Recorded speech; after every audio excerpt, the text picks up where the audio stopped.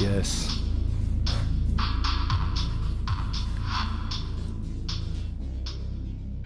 Ladies and gentle people, I do welcome you to StoryTime 14. Can you believe that we've had so many so close together in a short space of time? So much has happened. It's quite unbelievable, truly speaking. But before we get into the business of the evening at hand, I just want to say a very big welcome to all of you. We wouldn't be having a story time if it weren't for just people in general getting together, trying to figure out the mysteries of our existence, and trying to do that with a different kind of framing.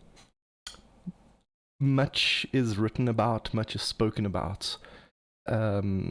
The many topics that surround us, that affect us, going back many, many years in our history. But how do we really want to bring this information in a nice package? Because we don't always have the time to dot all the I's and cross all the T's and make this incredible sweep of information that we often need to try and get a grip of all the amazing things that await us as the human race. So that's kind of the job of StoryTime, and I welcome you. Because as I said, I am because you are. And what we do here in StoryTime, if you've never joined us before, well, just welcome. All I can say is just plug yourselves in and strap yourselves down. Because what we tend to do here is take a very good look at all the mysterious things that pop out when you squeeze history, both in a,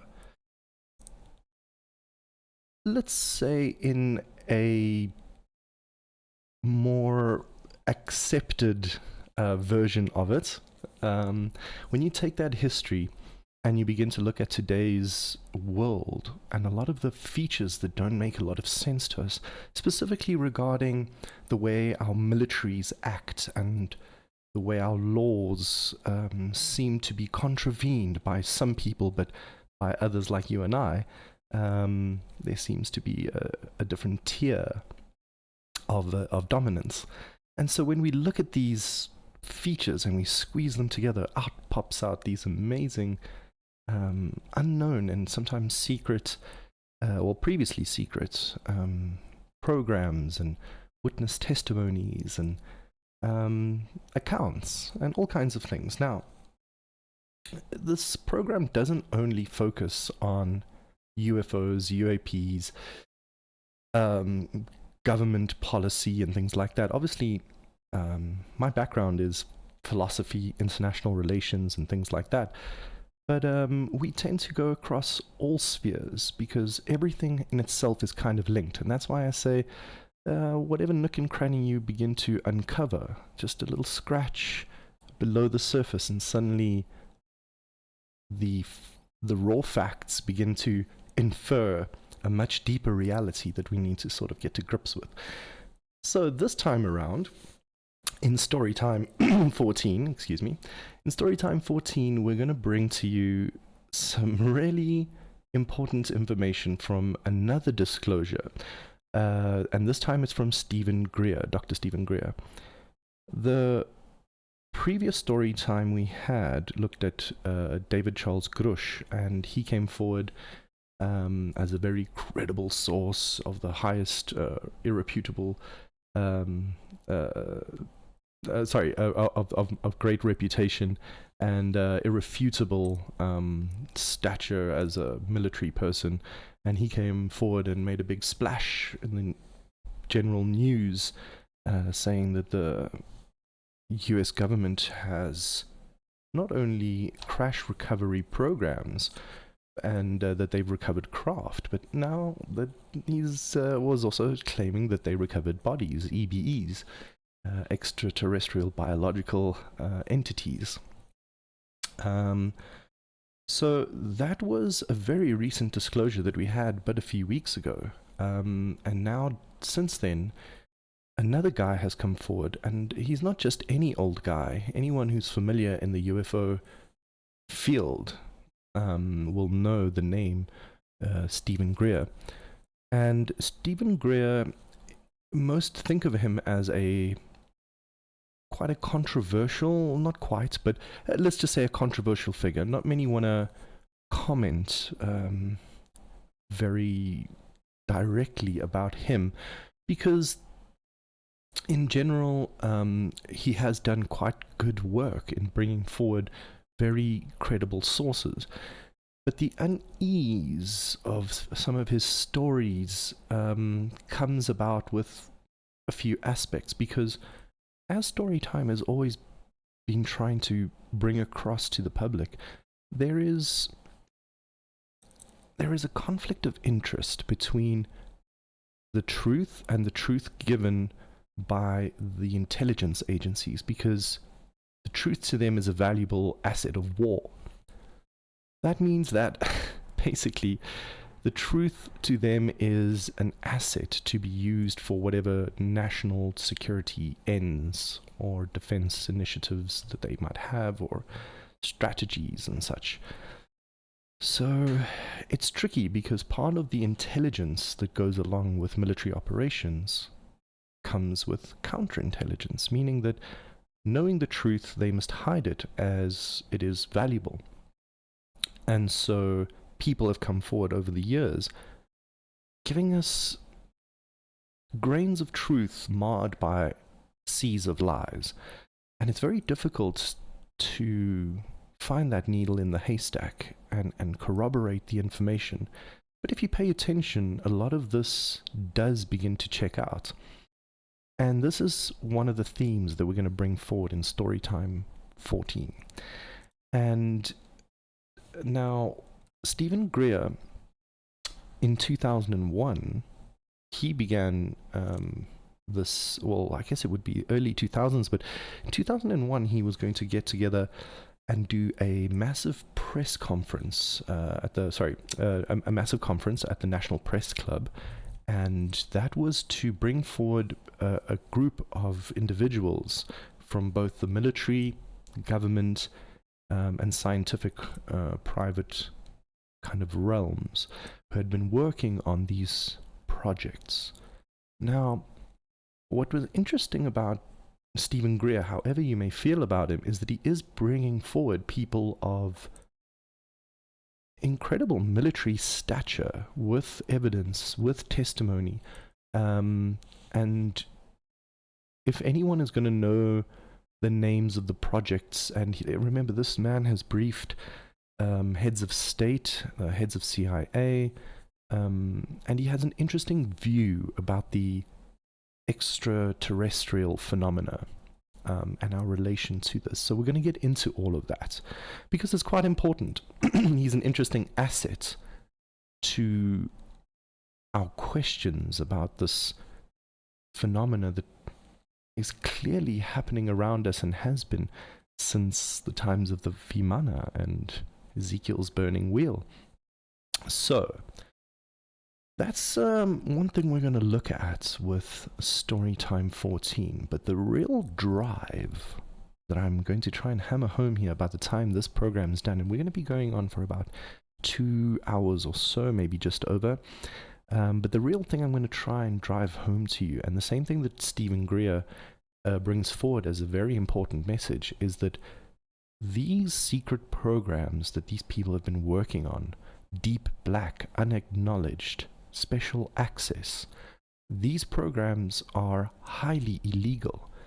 Now, his argument, and there are a few coming from the more or less the same angle, and this is the thing that really needs to be made clear, and I want to contrast this tonight with the testimonies from Steven Greer's crew and David Grush, for example, and other upsters like, I don't know, Elizondo, or, you know, there's even other people like Corey Good with very interesting stories, but how much of it is true? How much can we corroborate? What is the nature of the person?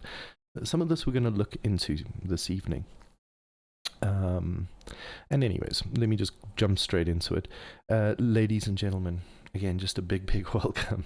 Storytime feels like it came at just the right time, because a lot of the things that we've come across in our discussions, in our rants and thoughts, specifically around our history relating to the UAP phenomena and how the public has gone to great lengths to try and discover the truth, and how that truth has also been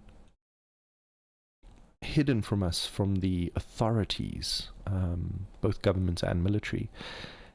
And not only has the truth been sort of hidden from us, but times when we have gotten too close to the truth, you know, sometimes unfortunate things have happened. And so this is what a deadly force will do. They will see everything as a threat that must be destroyed. And so we have to ask ourselves a very deep question as we go forward tonight as well, is whilst we are framing this incredible information and checking the credibility of these witnesses coming forward and giving testimony, we're going to keep also in mind the scope that these are programs that are illegal, in the sense that not even a president of his own country or her country can know or effect or in any way seek command over these armed forces, which they are supposed to be the chief in command. And what are the implications of having this kind of technology for these kinds of people that themselves are now beyond and above the law? Now, these are the kinds of themes that we're going to put under our gaze tonight, and then make a very clear picture of really where to step forward. And I'll leave that decision up to you. I'm not going to prescribe to you exactly how I see it. I'm just going to bring some of that information forward to you, so that you don't have to sit and listen to a 3-hour interview by Greer and or, you know, read many pages of testimony and special access programs stuff. I'll bring that to you, and then you see what you make of that. As always, this is the important thing. In today's day and age, information is warfare. There are very many things that not only I might mistakenly get wrong, but I might tell you information that is a complete psyop. So it's not my intention. My intention is to just guide you down a really interesting rabbit hole of information that surrounds us as humans. and make of it what you will. I'm just a dude on the internet, as it were. But these are interesting topics that we should have open conversation about, because like the good old JFK said, in an open society, we are disposed to be completely against the concept of secrecy. It is abhorrent to us. It doesn't allow for us to be free and to share information openly. Obviously, there is a degree of security and secrecy that is involved there, but that secrecy and whatever is limited in time, in scope, and should have checks and balances, that is the complete opposite of what we're going to be speaking about here tonight. So that's why I want to say strap in, because I think, as I said, StoryTime has, the previous ones up to now have really given us a good arsenal of information to make a better judgment about this information now coming out to not only the people of America, the people of the world, but to the whole zeitgeist of humanity. We really now need to start thinking deeply about our place, not only on this world, but in the universe. We had time to do this at our leisure, but now, as this topic of disclosure and as the topic of threats and big money and big intentions and big politics and industry begin to guide our political machine, we need to start to be careful here and really take the full scope into its picture. So, as I said, welcome. We're beaming to you live from South Africa as we move into winter. It's wonderful to see the little snaps of cold that come, and the leaves and all these things changing color. It's a really beautiful place, and I'm very proud to be able to bring this stream to you from good old Johannesburg in the Southern Hemisphere. Take a drink. I'm doing some coffee this evening, and let it sustain you for the next 2 hours or so as we take a big double pike backflip into this deep end. Now, I was wondering how to bring this story to you, because there's quite a lot of information here. And one thing that my mind jumped back to was a couple of other supposed secret programs and a hacker from the UK, and I was like, this is all making a lot of sense to me. I feel that there's a connection here. And when I looked into all of this, lo and behold, there was a mention by this guy that Steven Greer's disclosure program got him into this. Now, what am I talking about here? Let's jump in. The first thing I want to mention here is recently we had a press club meeting where Dr. Steven Greer put forward about, I think it was about 6 different witnesses. And I believe there were about 5 on the panel, and maybe 1 or 2 that were not willing to come forward publicly yet, so they remain anonymous, but the majority of them were there and present to tell their testimony. And why I think this is a bit of a big deal, firstly, is because the timing. As I said, just last week we had David Charles Grush, and if you don't remember who David Charles Grush is, let me bring up his photo here for you guys.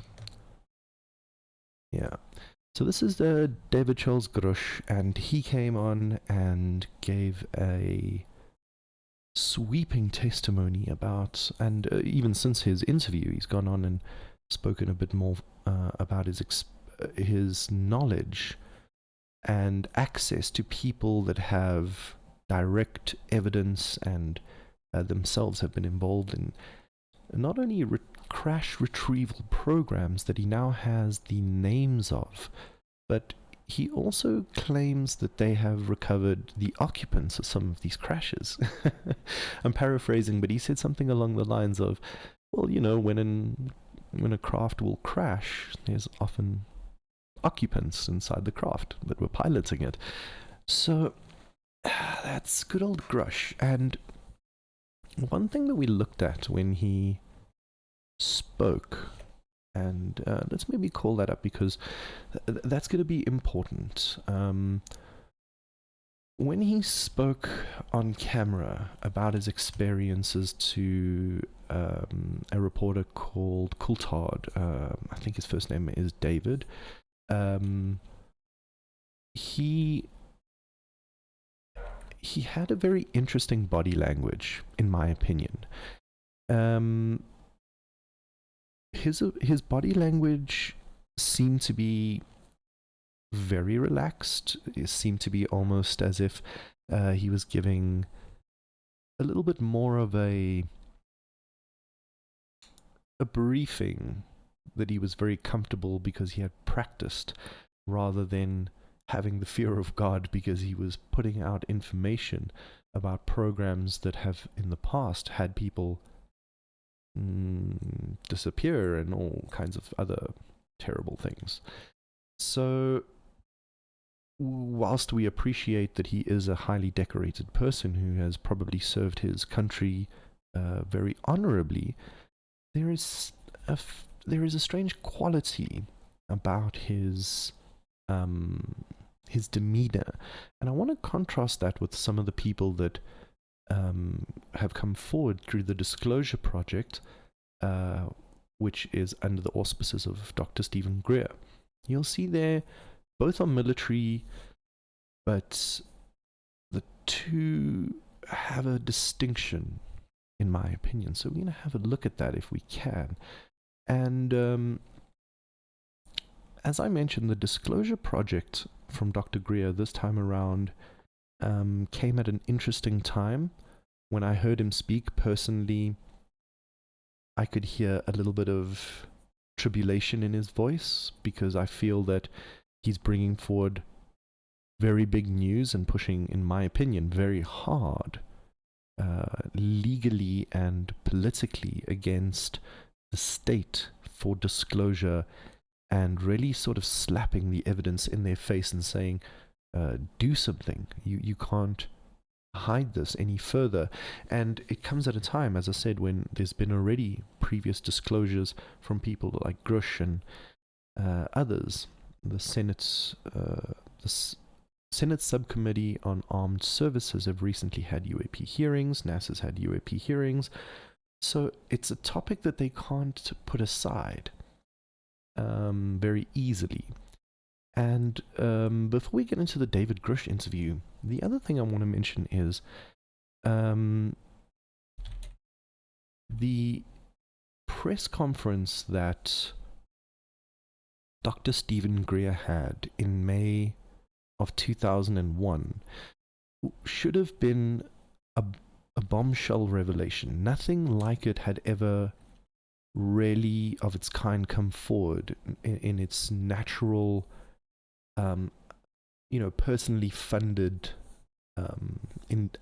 civilian endeavor. Nothing of the kind had really made such a big splash. And what this was immediately swept away by is, of course, a few months later, what we ended up getting was of course this good old September 11th. And this may seem trivial and like a bit of a stretch, something that I'm perhaps connecting haphazardly, but I do want to make this point extremely clear. When we get something like disclosure, when it comes from the government, you'll notice there is lights, there is high production, there is movie specials. Look at Lou Elizondo, he's writing a book now, and all these kinds of things. Great glitz and glamour. But the true people that are coming forward with disclosure, they often end up in all kinds of trouble, and sometimes even their lives become a disaster, or in the most extreme cases, are even sort of taken from them prematurely. And 9/11 was a great change in our existence as humans on this planet. It affected us all, no matter where you are in the planet. The way you now travel, according to international air travel, means that you can't have so many milliliters of a certain liquid, or can't carry a sharp this or a, that. These laws are some of the very tip of the iceberg of the many that changed shortly after 9/11. And we've looked at this in past episodes of StoryTime, where basically Dick Cheney, through the continuation of government, was snuck into a underground bunker. I believe it was Mount Weather, and suddenly came out with the Patriot Act.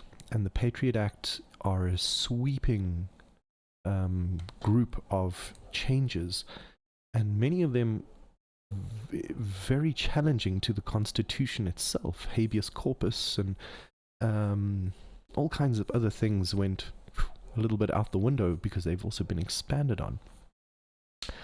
And the whole concept of international terrorism really took center stage. So much so because then America went to war, and weapons of mass destruction and all these kinds of things became the focus of the narrative that we as the human race began to really, that's what captured our attention at the time. And Steven Greer, with his crew and group of highly esteemed whistleblowers, became completely ignored. So I mentioned 9/11 for two reasons. Because number one, not only was it an incredible event that completely changed the security landscape of the military and the relationship to government. Continuation of government now suddenly seems to jump a little bit higher above the Constitution. In my opinion, illegally. The Constitution is supposed to be the supreme court of the... supposed to be the supreme law of the land. And so we see this great expanse of the military-industrial complex from 9/11 that, as I say, not only captures the center stage of our attention, but it also changes the way and the powers that the military now have to be more secret and more effective. And by effective, I mean, in some sense, greatly more able to perform all kinds of activities that before were held back from them by the law. So the combination of these two things in 9/11 really took the first 2001 disclosure project straight out of the window. And why I want to mention the previous disclosure project from Dr. Steven Greer back in 2001 is because this was the first hint for myself and for many people that the government was hiding something, and there were people courageous enough to come forward, because that was always one of my criticisms. If there was such a secret program, why didn't we hear something? Surely someone would say something, especially if it's illegal, and especially if it has to deal with the very essence of our beings as organisms amongst the stars, and with a possible relationship to other intelligent life. These are important foundations for us that, if hidden, really do us an injustice. So, in 2001, the disclosure project I mentioned is quite a big deal, not only for myself, but also for a little known then hacker, not even really a hacker, he was just a person with some administrative knowledge and computer knowledge, and had some Windows certification. He had been fascinated by the whole UFO phenomena, And he actually joined the. It's basically the UK. Sorry, it's called BUFORA. So it's the British UFO Research Association. It's a civilian group of folk that get together and try themselves to figure out the great mystery of alien life. And that's pretty cool because he had himself an experience at the age of 13, and himself saw an alien craft, and this is really what set him off. And the person I'm talking about here is Gary McKinnon. Now, for those of you that don't know Gary McKinnon and can't remember as far back as 2001, let's dive into a little bit of the story, because Gary McKinnon will go on record to say that the Disclosure Project was part of his inkling. It was a bit of the fuel on top of the fire that gave him the real drive to go and take his knowledge and really try and get from the source the real truth of aliens and such. In fact, he goes to say that he wasn't really interested in the aliens. He was interested in the technology. He wanted to know what was powering these craft, what was the energy system and the propulsion systems. He was mostly interested in the energy system because, for those of you that are not physics minded, basically energy and information are interchangeable. And with any growth of a civilization, there is a proportionality of their growth to their access to energy. And that makes basic sense, right? The more a civilization can power its industry, power its advancements in technology and research, and power its infrastructure for those occupants of its civilization, then it can keep expanding until other limits are met. But energy is the most important one. If we didn't have access to electricity, it's very difficult to power many things. Yeah, and those of us in South Africa will know this. Stage 4 load shedding for the win. Let's go.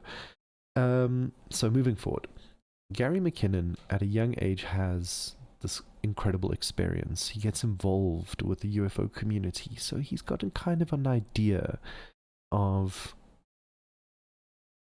this sense that there is a cover-up by the governments. And let's get a look at who this gentleman is, because he's quite a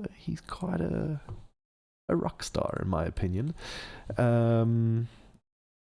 Now, this is the Wikipedia. I like to just jump to the Wikipedia because often it gives us more of a straightforward milquetoast kind of balanced official answer, which doesn't always give us the full information, but either its obfuscation of certain things or its inclusion of certain interesting information are always an interesting laugh to be had. So it says here, Gary McKinnon, born in 1966, is a Scottish systems administrator and hacker who accused in 2002 of perpetrating the biggest military computer hack of all time. And you have to say that in a very burly American accent, which I can't do, because basically it was the Pentagon that came down upon him. And boy, did they come down upon him hard. So McKinnon himself states that he was merely looking for evidence of free energy suppression and cover-up of UFO activity and other technologies potentially useful to the public. On October 16th in 2012, after a series of legal proceedings in Britain, then Home Secretary Theresa May blocked extradition of Gary McKinnon to the United States.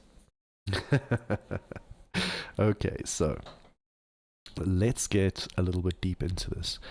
Good old Gary McKinnon basically is surrounded by this information, and he's struggling to get to the bottom of it all. He's struggling to get to the truth of these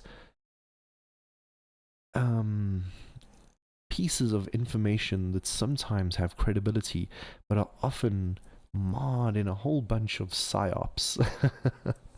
So he figures, you know what? I've basically got a bit of penetration into the defense systems of the Pentagon and of NASA.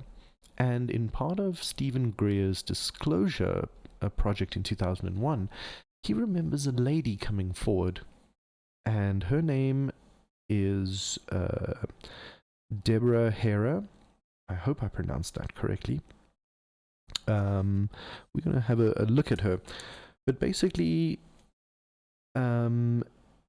she came forward with the incredible accounts that in Building 11, not the right conspiracy there, my apologies. I meant Building 8 in NASA. She was part of a group of people that would deal with the imaging of the pictures taken by either the astronauts or the reconnaissance craft that they had orbiting either around Earth or the Moon. And she claims that one of her co-workers basically showed her a picture of a craft, and not only that, but many other photos that he claims were to be airbrushed and then provided to the public. And many ufologists and people of the tinfoil hat kind really enjoyed looking at images of the moon, and then you find little patches of these little blurry sections where the others are in high definition, and then, you know, all kinds of claims are made. We're not making those kinds of claims, but we are going to say that in this testimony that she makes, and we'll actually have a look at it. I think I do have it. It goes a little bit far back. So my apologies. Her name is Donna Hare. Hare. So yes, here we go. So she, through the Source Disclosure program, which is a Steven Greer initiative, came forward with her testimony here. We can see this is from their websites. 70s and 71, I worked in the Building 8. And let's listen to her for a sec. For a contractor, Philco Ford. They've changed their name several times, and over the years, I worked in the photo lab, I worked in different areas of the company, on and off site. During the 70s, I don't know the exact date, but I walked into the photo lab, one of the restricted areas. I did have a secret clearance, which I was not aware at the time. There were clearances higher than I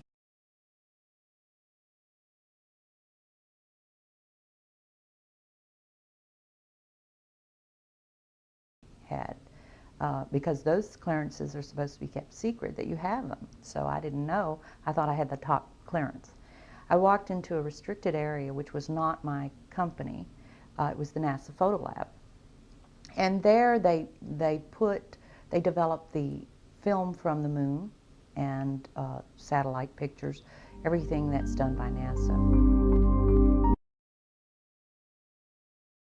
Okay, so it's interesting that she didn't have knowledge of the secret programs higher than secret. And of course there's top secret and many others above that up until Q clearance, right? So she waltzes into a restricted area, sees these photos, and even has an interaction with one of her colleagues that points out this and other things like military bases on the moon. And I mean, it is an interesting fact to consider that the time frame she uses, the 70s, was around the last time that we went to the moon. And since then, we haven't gone back. Many say that these companies and NASA focused on other technologies and research. You know, they felt that it was too expensive to go back to the moon. But it's also a fun thing to kind of wonder, I wonder if there was already something going on the moon, and then that program either went dark and it looked like we just never went back there, but actually that's now a secret program of sorts, and we'll look at that in just a moment. Or it could be that what they found on the moon was already there, and there is something that stops us from going back to the moon. That's the other theory. I'm not a proponent of the latter one so much, because a lot of the things that the moon looks to be quite ancient, and I think we have enough lunar reconnaissance to maybe pick up the very strong signals that you need to communicate on the back end of the moon and things like that. So I don't know. My opinion on the matter wavers through time, but there's definitely something interesting there that we're not privy to. That is the back end of the moon, and in other aspects of our lunar research, there are many, many deep questions that are needing to be answered.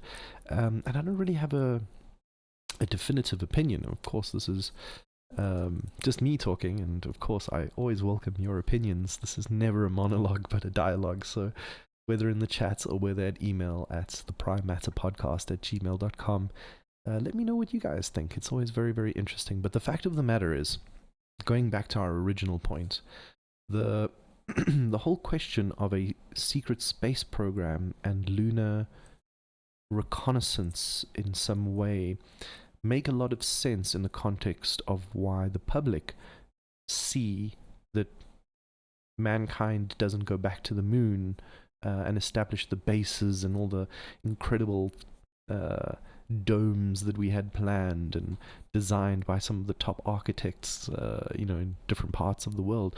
We really thought we were going to occupy the moon and start building bases for future expanses, and it just kind of fizzled out.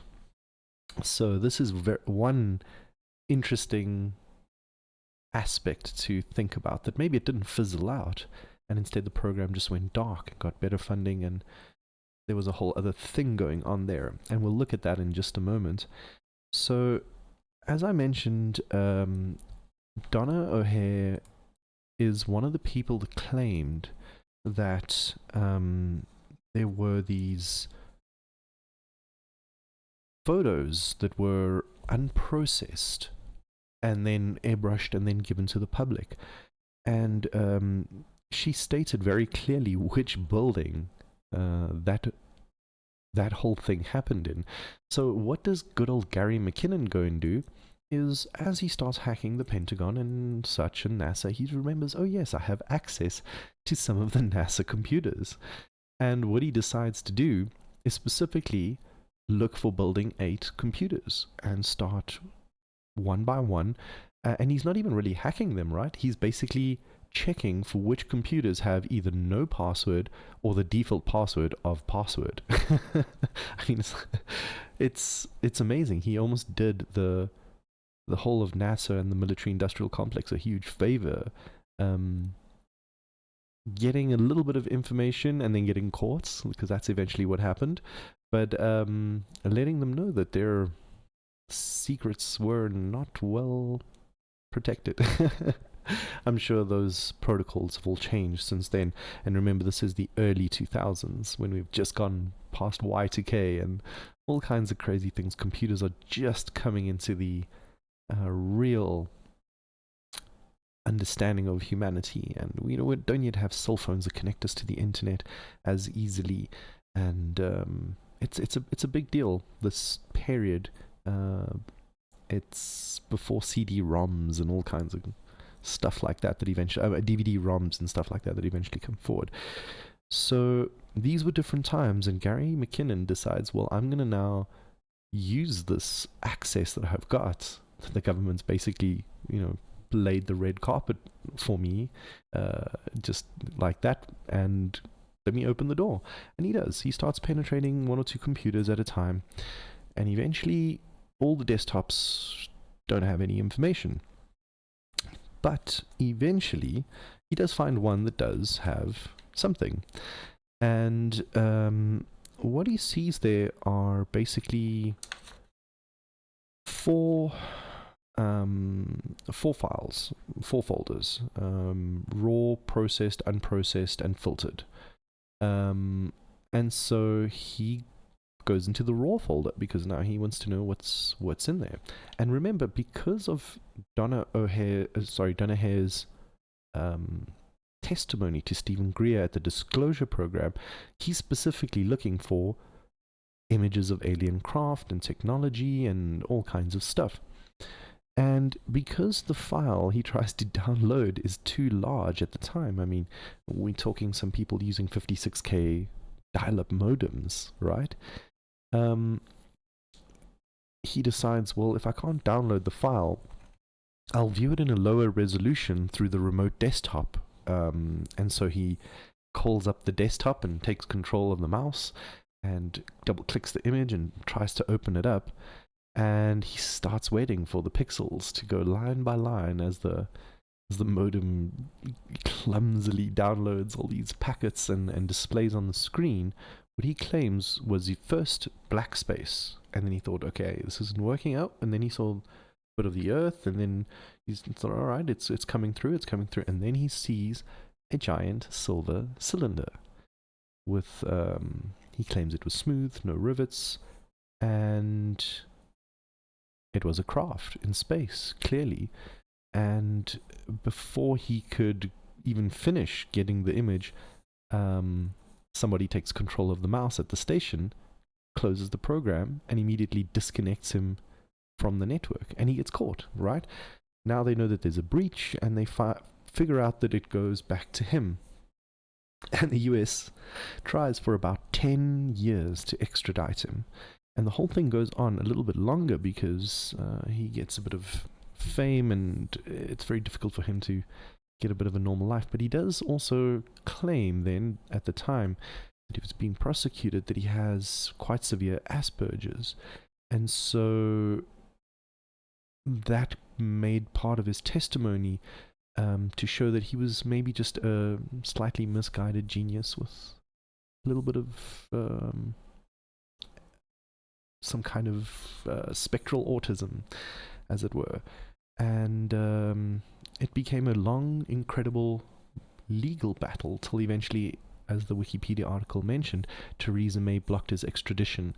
But I'm sure that there was already a discussion between the US and the UK. As we know that if we look at Assange, there's absolutely no problem between the US and the UK sharing not only military secrets, but extraditing all kinds of people.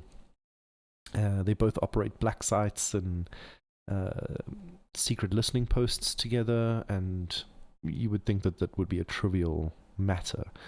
But instead, good old Theresa May takes the credit, and Gary McKinnon is a free man. So what I'd like to do is maybe we should listen to Gary McKinnon. He's as I said, a free man, and so has also been on different podcasts, and he's had a very, as I said, interesting life. He now runs his own company and all these good things.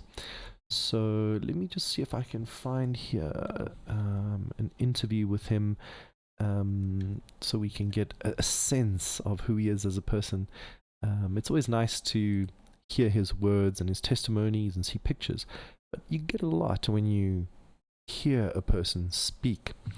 And I just want to remind everyone that Gary McKinnon was extremely young when he was doing all of this. And let's see, this is an interview that he's come through. Let's see if this is the one we would like.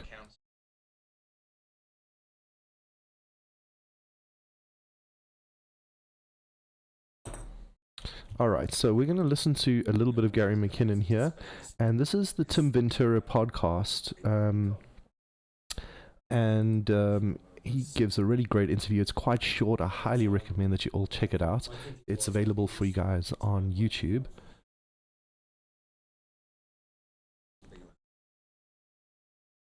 And let's see if I can get this on stream for you.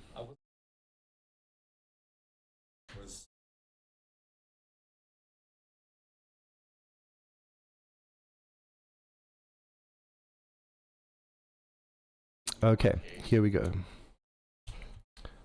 So I'm just going to track this back a bit. Let's pull it up on screen. Let's make sure you guys have some sound that isn't going to blow your ears. And let's full screen this here. Yeah. Oh dear, you can't hear that. Let me try that one more time. All right.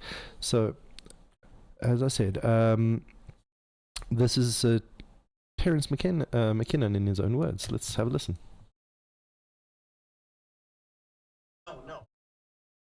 I want to come back to this. I had a few questions later on that I want to get to about trust in government, right? Because I think that's at the crux of so many major social issues in Western civilization in general, right? But especially in the United States right now. But one thing I wanted to touch on was you mentioned Crosby, Stills, and Nash talking about UFOs. I think one of the things that complicates your story a little bit is, you'd mentioned all of these attempted hacks that happen, right? You've got people from, Russia or China looking for defense secrets so that they can, steal our latest jet fighter. You've got other people who are trying to access bank accounts to steal money. In your case, you had the motivation of trying to find evidence for UFOs, anti-gravity technology, and the suppression of free energy. And the inspiration from that came from the Disclosure Project statement at the Washington Press Club back in May 2001. I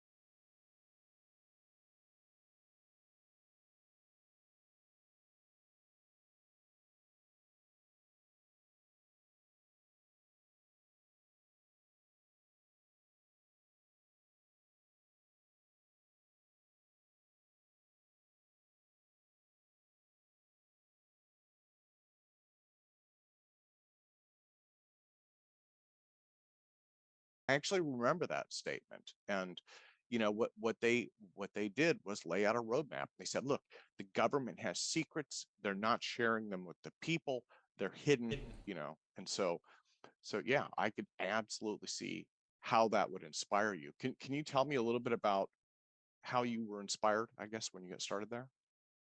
So my apologies, I was muted there. But let me just say that again really quickly. What I want to make clear here is that Tom Ventura is basically asking McKinnon the question of, can you give us your perspective? Because in the media, McKinnon is made out to be a hacker and an enemy of the state. And Ventura says, but you're very different from these labels that they put on you, because whilst others are trying to penetrate the United States for nefarious reasons, to steal military technology and subvert the United States and its people, you're just trying to find the truth of energy systems and secret programs that might be hiding extraterrestrial life. So quite a noble cause in comparison to these slanderous other terms that have been put on him. And so he's asking him, can you give us your account of what happened?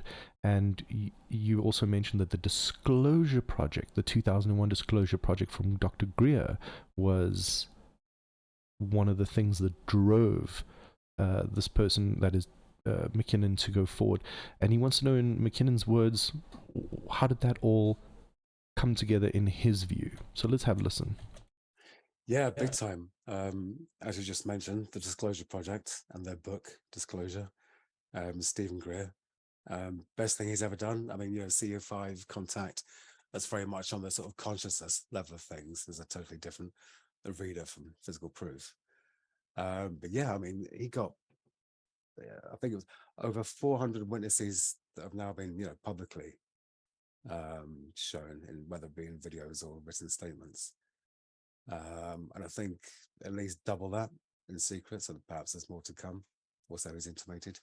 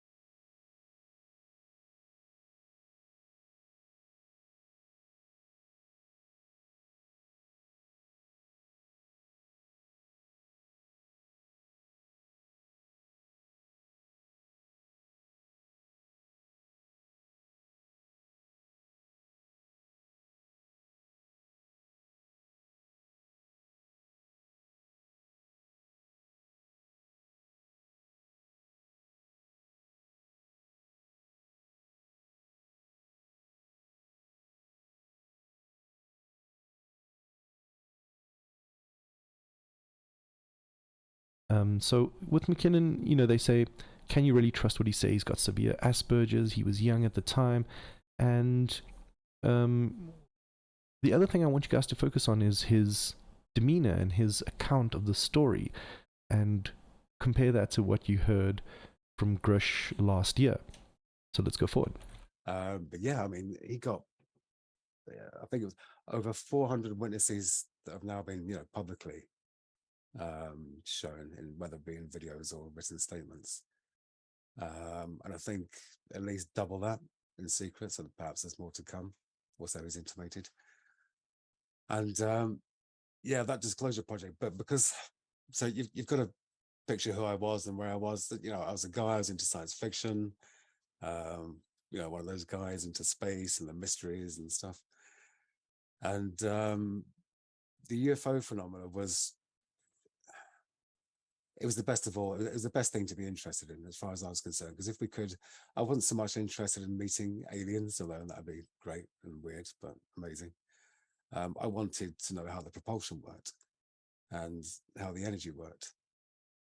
Those are the main things for me, because then you could have more of an egalitarian society. I mean, free energy, then no one's at the bottom, are they?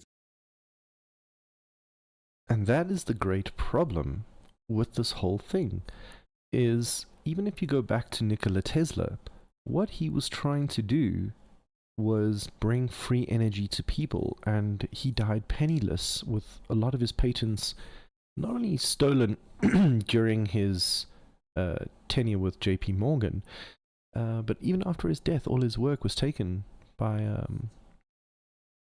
Vannevar Bush and Trump senior John J. Trump. So these technologies, as McKenna rightfully says, they can change the entire nature of our world. We are sitting and destroying, well, not we're sitting, but we sit with the problem of the destruction of incredible swaths of our natural environment, whether it's a forest or an ocean. Everything is seen with no value in its natural state, but with a great value once added to the market. So an example of this, for example, Daniel Schmachtenberger points out that we need to rewire our economy to make an elephant more valuable in the wild than dead with a piece of ivory, smuggled across the park to some illegal exchange with some buyer from some unknown country, usually. The point here is that the energy systems that apparently power these crafts are really, I think, personally, and I think that this is the opinion of Dr. Steven Greer, if I've understood his message across the years, is that the government is not afraid of letting us know about aliens. They are afraid that we will get our hands on the technology. Let me say that again. They do not care if the world is 100% believing in aliens and making policy and playing little green men. They don't care about that. The only thing that they care about is that leads to the next question, is who are they? How did they get here? We don't really care so much about the who are they, because we're a little bit infantile in our thinking, spiritually speaking. The essence of a person and knowing a person and that exchange of knowledge will infer everything. If we take the time to understand people, we also understand the technologies and their histories and everything. But instead, they want to jump straight to the cream, and they want to know the technology side of things. And so that falls into, how did they get here? How did they go light years and light years to... not even light years. If they come from, let's say, Mars, that's a 3-year trip for us. And apparently they come in and out and under our oceans, from the oceans to the sky to space, no problem. So these phenomena are really amazing to us. And I think that as we see this disclosure theme begin to unfold in the media and given center stage, and the media is basically saying, hey, give us your attention, look here, this is the real disclosure that we're giving you, we have to be careful there, because the disclosure that they're giving us is perhaps exactly what they want to see, and what we're not really told perhaps features the greater truth of the matter regarding what this phenomena is and what really makes it all happen. Obviously, the military wants to get the technology to exploit it for, the military going to military. They're going to look for military matters to apply this technology to. And in previous story times, we've looked at how Vannevar Bush really created some of the foundations with the academic side and the political side and the military side to begin forming the groups that eventually became something like the Majestic 12 that control the information and the technology and try to back reverse these craft. So in the sum of things, McKinnon is really a kind of a hero, because as he delves into the NASA systems, looking for the free energy that is supposed to liberate humanity and, in a sense, uplift us beyond our dreams. Steven Greer calls his, I believe it is his next expose, the lost century. Because if you look at the trajectory of our technology, it kind of gets stuck at the nuclear age. We perfected the nuclear technology already in the 40s. And it seems we kind of got stuck there. And in fact, we're going backwards now.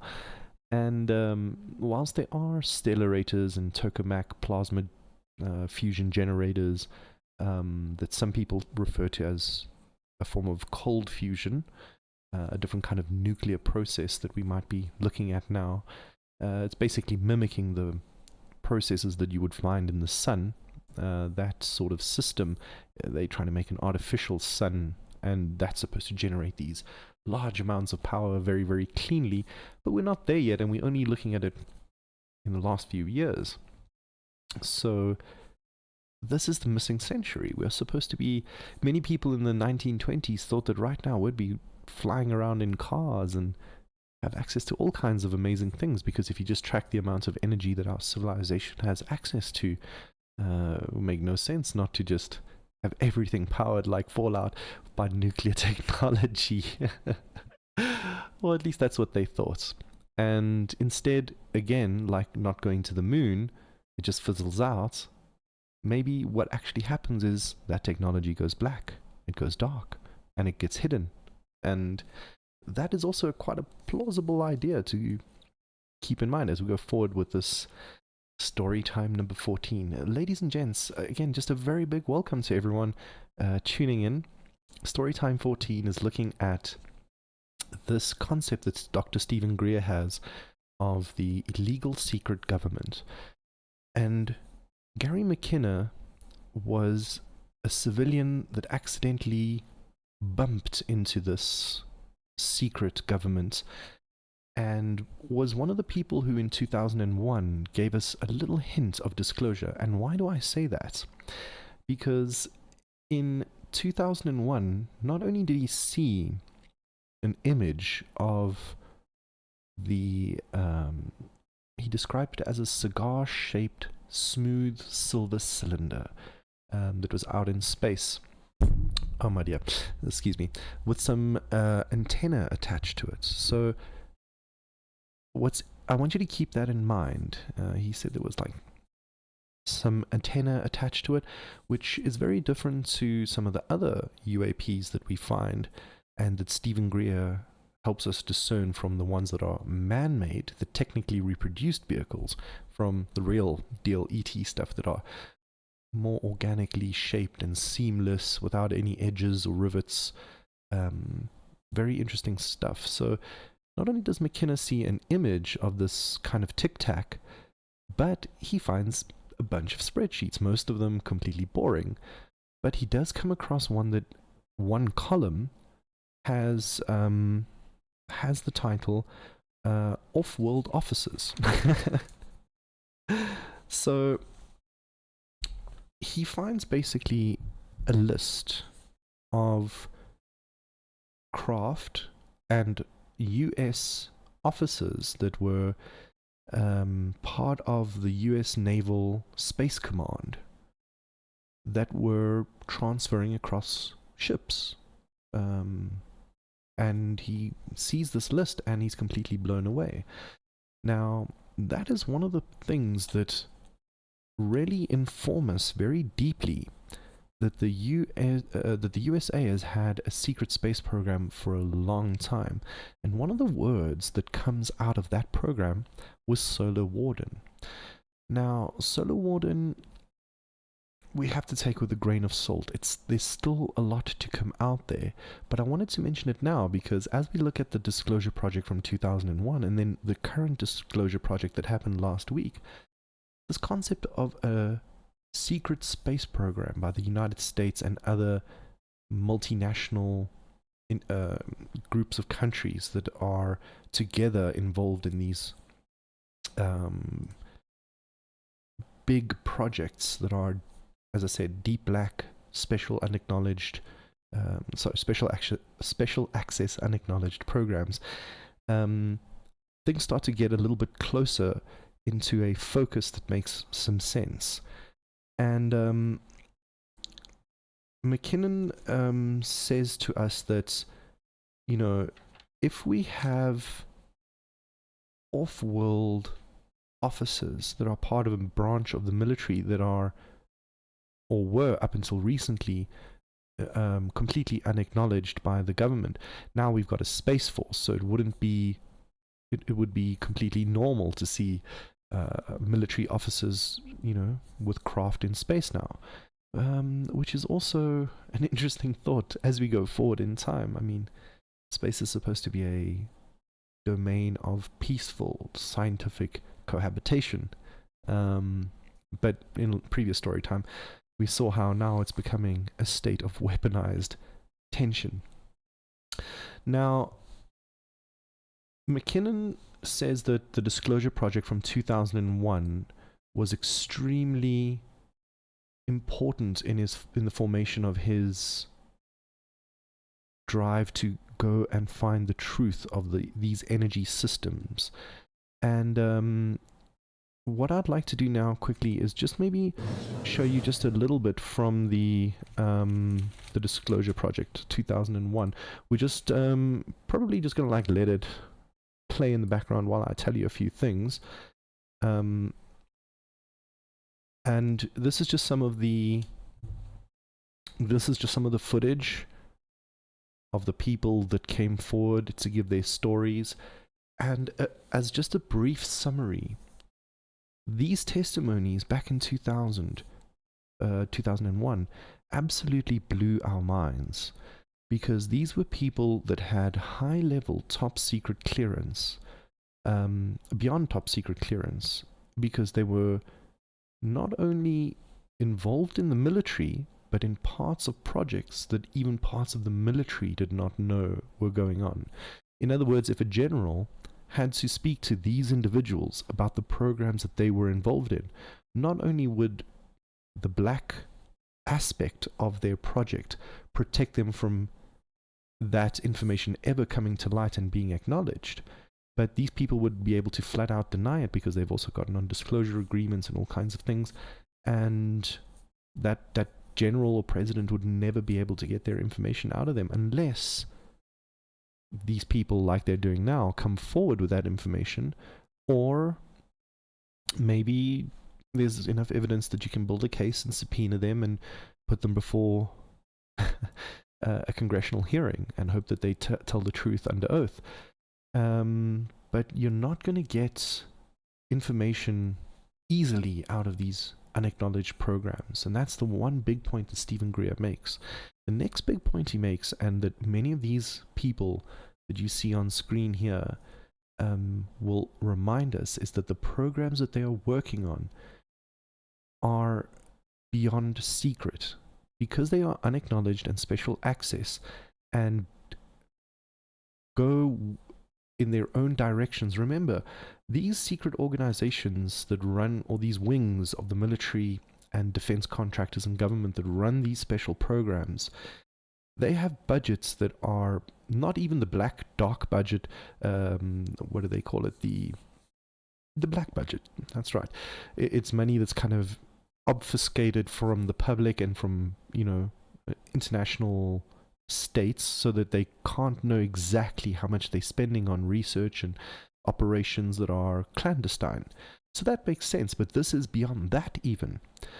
When we looked at something like Watergate or the Iran-Contra, we see that parts of the government and the intelligence services are completely weaponized and can generate money doing completely illegal things, like smuggling drugs or people, or committing all kinds of illegal activities and crimes, and getting that money to fund and channel into these other programs that these programs have absolutely no oversight. And that is the linchpin. And this is Dr. Steven Greer in his younger days. And again, he makes this point very, very clear, that if there is no oversight, if these are not linked to the laws of the country, and there is no elected official that has any kind of responsibility to the civilians of whom this kind of relates to, because they fund these projects and they are created under the auspices of the United States. So if civilians don't know what their country is doing, and these programs go above the laws and the Constitution, then they are, as Steven Greer says, a priori illegal. And that's one way to look at it. And another simpler way to think of this is, if you are taken hostage in a bank robbery, let's say, and they force you to take part in the crime, okay? And then they get away with the crime, and you come forward and you say, look, at the time I feared for my life, I'm coming forward as a witness, and I am bringing forward the evidence of illegal activity. Now, the fact that you were a hostage and were forced, that's one thing, but the fact that you brought forward the information of illegal activity, because you were forced to do it, you were under duress, and the activity itself is illegal. So the people responsible for it should not have the benefits of the law giving them support. And by that I mean that a lot of the law, especially as I said after 9/11, allows for a deeper level of secrecy and a greater intervention of the military in everyday affairs, including politics. So in 2001, this big disclosure project was an amazing expose. And let's listen to a little bit of Steven Greer in his own words. At least $40 to $80 billion per year. And they are sitting on technologies that can change the world forever. The reason we are coming forward now is that we are asking for the U.S. Congress and for President Bush to move towards an official inquiry and disclosure on this subject. It has the most profound implications for the human future, for the U.S. national security, and for world peace. Specifically, technologies connected to UFO and extraterrestrial vehicles, if declassified and used for peaceful energy generation and propulsion, would solve the looming energy crisis definitively, would end global warming, would correct the environmental challenges that the Earth is facing. It is also critical that we begin to debate as a society the propriety of placing weapons in space. If indeed, as we can prove, it is true that we are not alone and that space is territory which we are sharing with other civilizations, it could be a very imprudent, destabilizing thing to place weapons in space. This is not being debated. Yes, so he says it so clearly there. It is not wise to put weapons in space. If these alien races were hostile, and I'm not saying that there aren't actions that they may take that we might find unacceptable in some kind of way. Even in a relationship, there are going to be tensions. Nothing's perfect, you know, you have to kind of work together to bridge those gaps and divides. But generally speaking, if these beings were hostile and wanted to subjugate us, they have incredible technology and would have done so yesterday or 1,000 years ago. So generally speaking, I do agree with Steven Greer that these beings from another world, although we need to be able to stand strong and defend ourselves if necessary, we do need to think about being portrayed as a peaceful, civilized race of intelligent beings, able to defend ourselves, yes, but diplomacy should take forward center stage, not the iron fist of our weapons. So, as I said, this was the Disclosure Project in 2001, Steven Greer, and he's had a recent one in right now, just the last week, about a week ago. Now, one thing I just also wanted to mention was, if you listen to Steven Greer's voice there, it's very calm, it's very level, he's giving a briefing, he's given many briefings before, he's a professional, he knows exactly what's going on. This time around, when he gives this next briefing, I find that his voice is fluttered. I find that he seems a little bit agitated in some way. And that's my opinion. Tell me what you think. And let's have a listen to Dr. Steven Greer at the National Press Conference, which recently took place. And let's hear him in his own words, shall we? I'm Dr. Steven Greer. I'm the founder of the Disclosure Project. I'm an emergency doctor, retired now, emergency medicine and trauma. I have been working in this area for about 33 years as a volunteer and as a provider of information to people in the United States government. You're seeing behind me a moment ago this event 22 years ago on May 9th, 2001.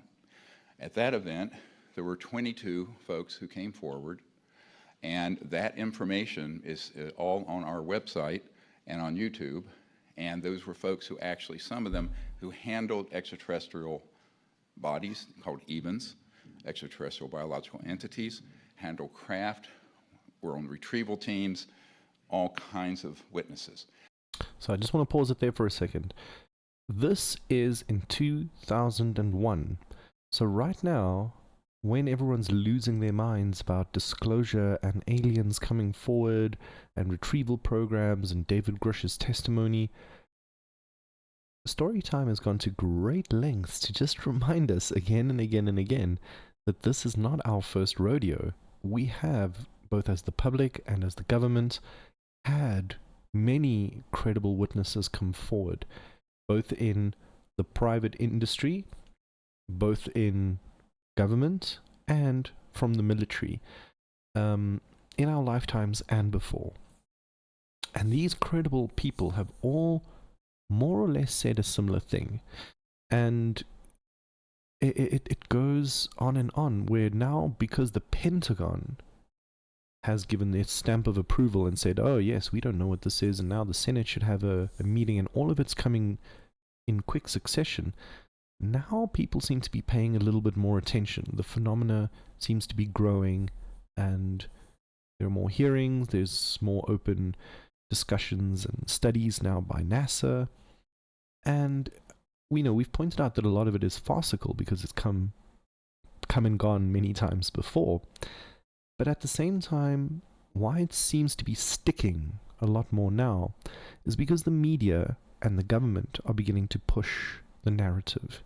And when they begin to push the narrative and put their official stamp on things, we get people like David Grush and Lou Elizondo and Gary Nolan, who are, mostly like CIA and intelligence operatives. And they're the ones that are supposed to give us disclosure.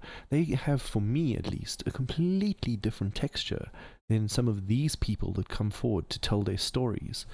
And, Steven Greer, these are some of the things that he brings forward in this program, in this disclosure now in 2023. And I want to go through some of this with you because compared to 2001, where it was ignored and a lot of the information still stayed a little bit below the radar of the public. In other words, he was briefing heads of states, he was briefing intelligence officials, but he tried his best to keep this information as within the bounds of the law as possible. And that's important because, unfortunately, for a lot of these people, it seems to be the only way that they can bring out this information safely. Otherwise, they become pariahs like Phil Schneider, and then if they talk a little bit too much, bad things happen to them. Their car blows up on the way home from one of these MUFON gatherings. So Steven Greer has been threatened. His family and his life have been completely disrupted.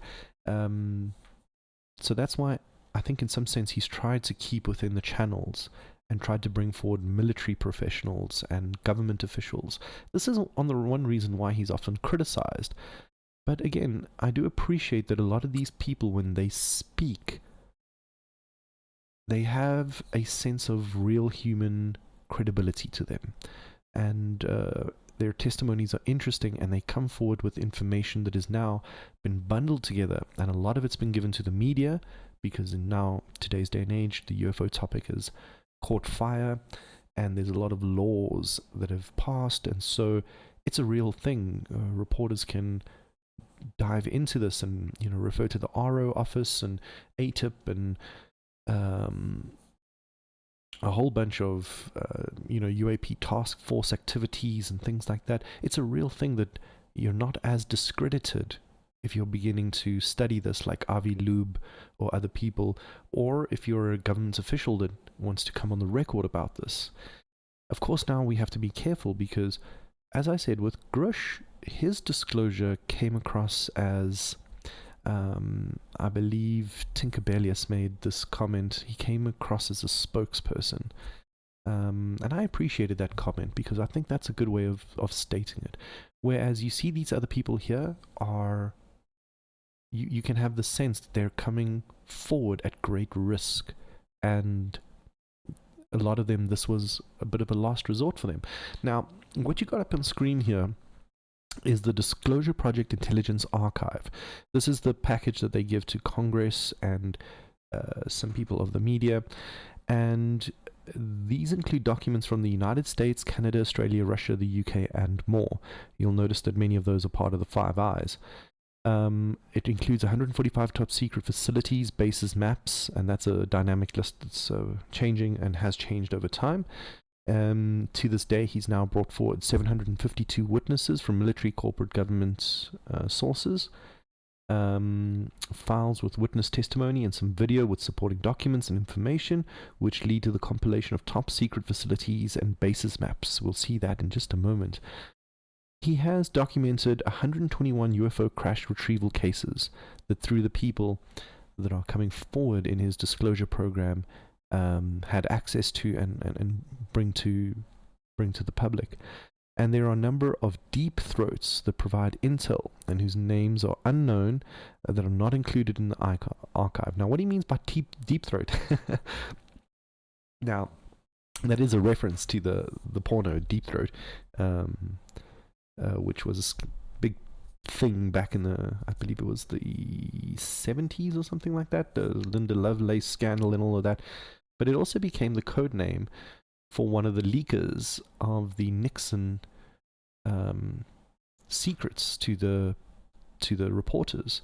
And his codename was codename Deep Throats. In other words, when Steven Greer here is talking about there are a number of deep throats that are continuously providing intel, he's saying that he still has contact with these people in these special access programs that are not known to other people. And the other thing that he goes on to mention is that the Disclosure Project has been going on for quite a number of years.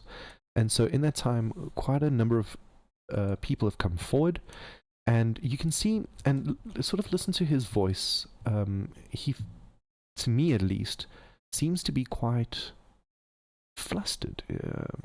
Listen. The documents that includes names of witnesses. In other words, government documents that are not declassified that we have. Now, we'll get into this in a minute. And there are many so-called deep throats who provide intel on the background, who are working with us, some of whom are very senior in these operations. Others are people who have just incidentally been involved. Okay, next. So, if you hear him from 2001, his voice was a lot more calm, a lot more level. Now, it has this little anxiety flutter to it. I interpret that as two things. Firstly, I interpret that as the Disclosure Project in 2023 is in a rush. And remember that Grush mentioned this as well. The one reason that his interview wasn't first picked up by New York Times and Washington Post was because they needed more time to vet the story and put it all together, and they needed to rush the program, so they put it in the brief. And he went on another little sort of side interview instead of the really, really big ones that catch more national media attention. So I feel like that governmental disclosure about recovery programs and this credible witness it was an attempt at the deep state to sort of take the mantle of this topic and run with it. Basically, taking the topic of UAPs and disclosure and controlling the narrative. And so I think that that, on one hand, has forced Dr. Steven Greer to come forward maybe a bit earlier than he would have perhaps otherwise wanted to. But I think it's important to also note the second thing that he just mentioned here, that he's bringing forward information that is still classified. Now, he believes so strongly that these government projects are 100% illegal, and that the people and what he calls the constitutional governments have a right to know about what is going on right under their noses and in their name. The whole thing here is really based upon the fact that Steven Greer separates the secret government to the constitutional government. And this is a really important aspect because he calls the illegal secret government a runaway rogue entity. In other words, what he shows in this disclosure program, the military bases, some of the operations, some of the people involved, this was never known to the public, to Congress, and therefore we get to begin now to unravel the rotating doors of people that have places in political or academic or civilian industry, and yet between them share this secret and have this completely different agenda that takes us hook, line, and sinker with them. And what I mean by this is that we are reminded by various presidents, US presidents that is, across the years, that things like entities like the United States CIA, they've got their own Air Force, they've got their own Navy, they can conduct their own foreign policy. And that's what Kennedy really wanted to try and stop, was this runaway organization that just had no regard for the law whatsoever. And that's why he wanted to, in his own words, destroy it into 1,000 pieces and scatter it to the wind. So now we begin to have a better look at why, when McKinnon finds off-world technology like a Tic Tac and parts of NASA that are designed to airbrush this information, and parts of the disclosure program were what in 2001 spurred him to find the list of off-world officers, all of it starts to come together. And this disclosure program that we had recently now, you can see in the video currently running, a lot of it is still redacted. Steven Greer has been criticized for still keeping some of that redacted, but at least now he claims that it is available to those with TTCSI clearance and have access to secure compartmentalized information facilities, which are called SCIFs. Apparently this information has been updated there. And he's saying that a lot of this information, or some of it, has not gotten to that end of the telephone line. But through these connections and through this kind of a report, hopefully it will reach the right people, and the whole world can really get a good sense that we're in a new dimension, a new paradigm, as it were. And this gives us also a really great comparison of the types of disclosure. As I said, you've got people like Grush and Lou Elizondo that really muddy the waters of disclosure. Although they come forward with all this information and want to start To the Stars Academy and get CIA funding and, Netflix shows and all these things, their information is tight-lipped, because really what they want us to believe is that all of this is a threat and it needs money and more secrecy, and whatever they had been doing in the past was completely legitimate, which it's not, and which unfortunately is a get-out-of-jail-free card that we cannot afford, because as the technology advances, the illegal secret government, as Dr. Steven Greer calls it, it stands a chance of becoming a runaway rogue entity, a breakaway civilization that has the capacity to subjugate the rest of humanity and Earth and its resources and life for its own ends. And that would be, human fate if we had all decided that. But if this is rogue, it means that not a single country as we know it, as you and I know it, and think that we're a part of, has any sway in this giant octopus that exists way above the common laws that mankind generally ascribe to. There's something big and dark and insidious lying above us. And you can see here on the video, I just want to point out that Steven Greer here is showing us a couple of the illegal bases that are scattered throughout the United States and the world. A lot of these bases are involved with alien or UAP activity or recovery, or have had witness sightings. Some of them he knows the exact locations, people that still work there. These are some of the ones across the world. You can see there's one in the center of Australia near Uhuru.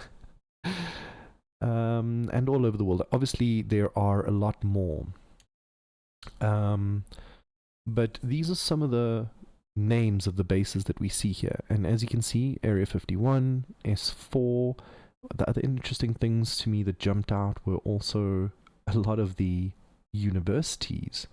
For example, there you can see MIT, you can see Stanford University, and then you see obviously the defense contractors and the think tanks like the Rand Corporation, and obviously Nellis Air Force bases, and a couple of the other Langley's also up in there, Lockheed. There are a lot of bases here that Steven Greer is bringing forward evidence to show that they are deeply involved in activity that we as normal people just have absolutely no access to. And the Rand Corporation, they are an incredibly deep state think tank. In fact, I want to take this moment to just say rest in peace, Daniel Ellsberg. Daniel Ellsberg, we've spoken about him with great esteem before in our story time, because Daniel Ellsberg was the leaker of the he was an employee of the Rand Corporation, and created massive controversy in the 1970s, when he basically brought forward the Pentagon Papers. And if you forget, the Pentagon Papers informed us as the public, and to many members of the government that weren't aware, that the conflict in Vietnam was already known to the military heads at the time, that it was an unwinnable stalemate, and it was just being expanded for other reasons that didn't have a clear military aim. It was a bit of a money-making racket and weapon testing, and just kind of a flex of illegal powers from the military. And it had expanded into other countries that the United States wasn't at war with, So I just want to pull this up just very quickly, because he passed away very recently, just this week. And this was a very great whistleblower. And again, he came out with the Pentagon Papers with great risk to his life, because the Espionage Act fell upon him with great intention to lock him up forever and never let him see the light of day ever again. So rip Daniel Ellsberg, former Rand employee. And I mention Rand because this is not, it's a think tank, and it's not supposed to be involved in all kinds of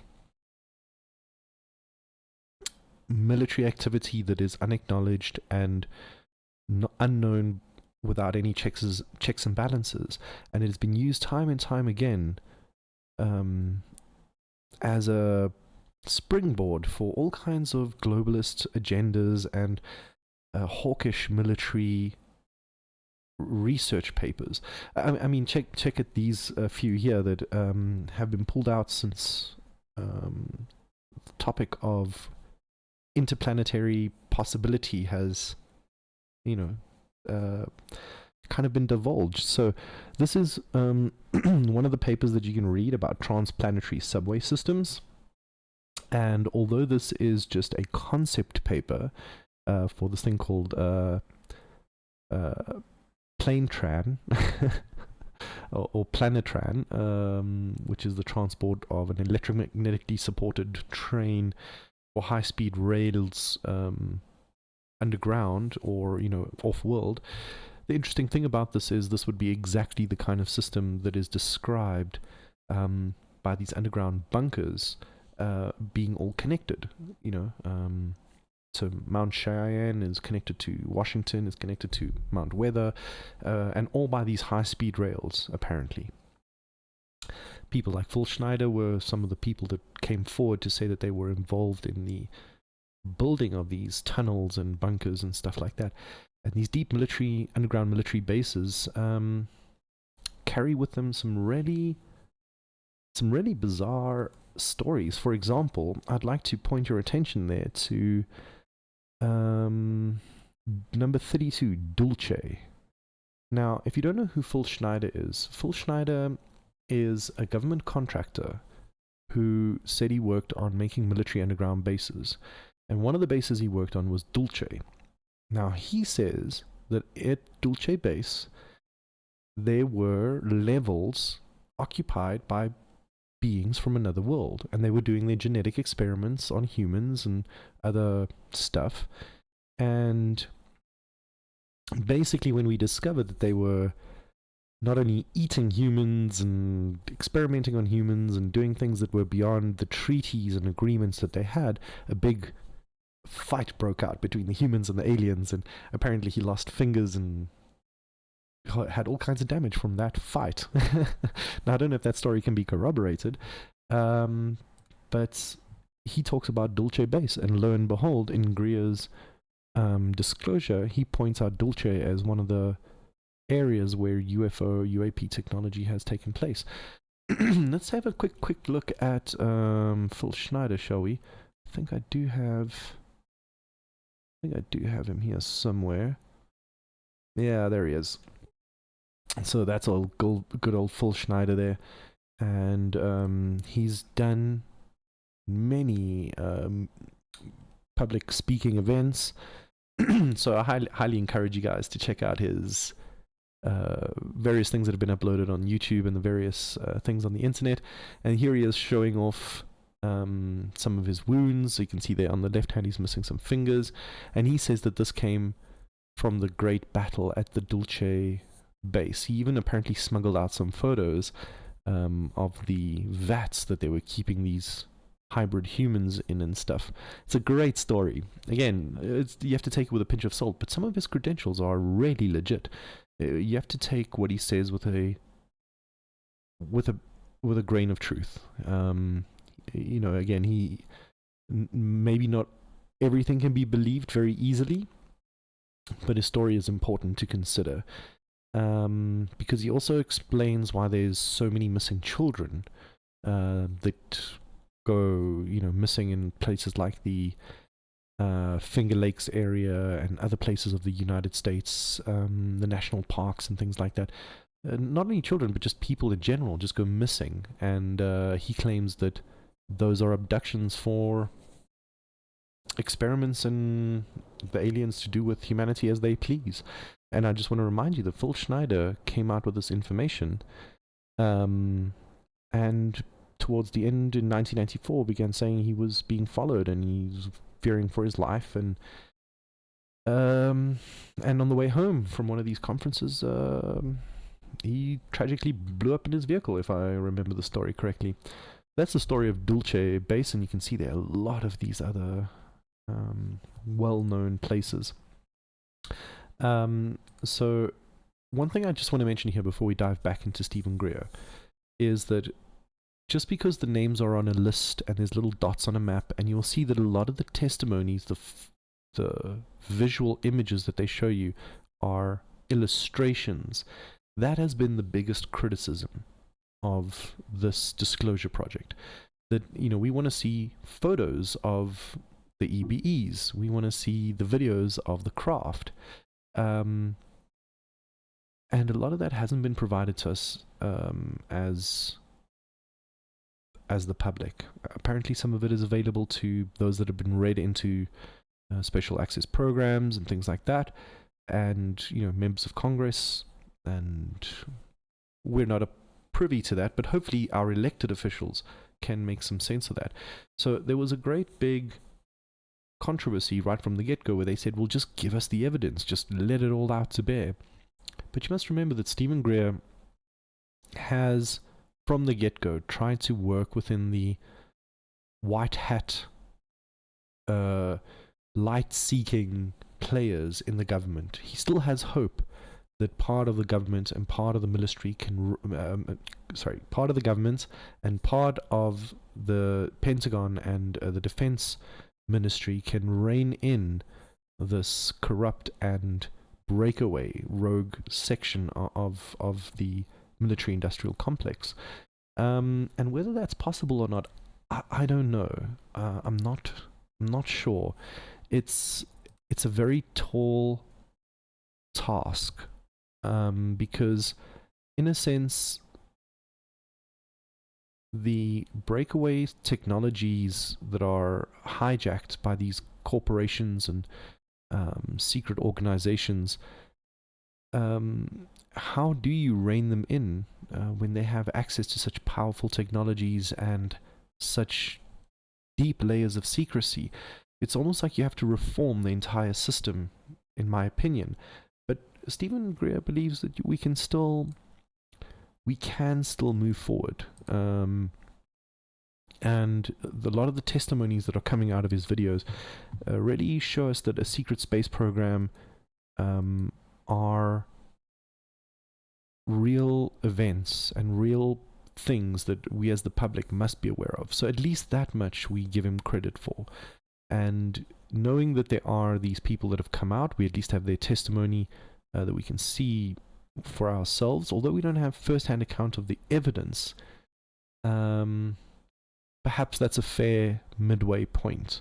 Now, you might criticize me and say, oh, but why is it okay for the people that Greer has brought forward, but not okay for like Grush and Elizondo?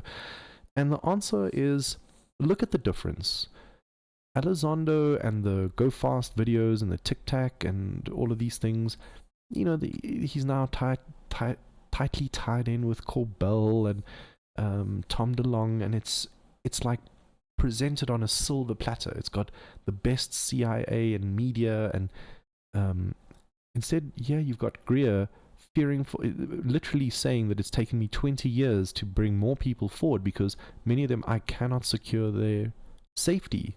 It's got a different flavor to it. So at this point, when I see a civilian out of his own pocket bringing forward people that respect him and have high credentials, and Grush says, I know some people, we don't know who they are, and they might come forward at some other time, but he doesn't.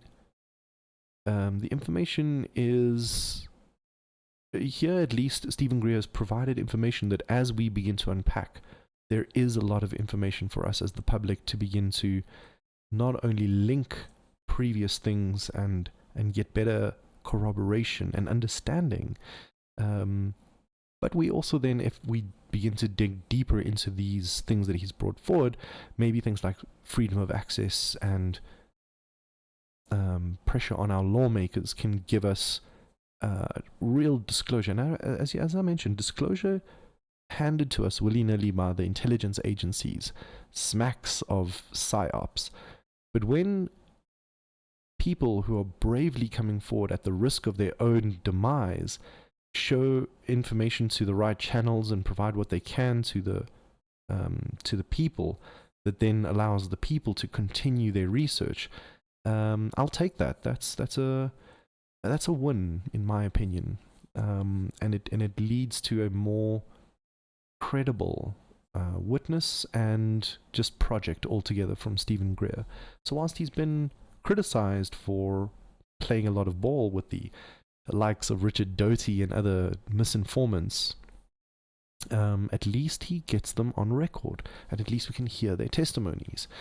So let's listen to a little bit more of Steven Greer as we begin to wrap up here. Reached out to me and I said, what do you want? I'll give you everything we have. And that's what's happened over the last 16 months.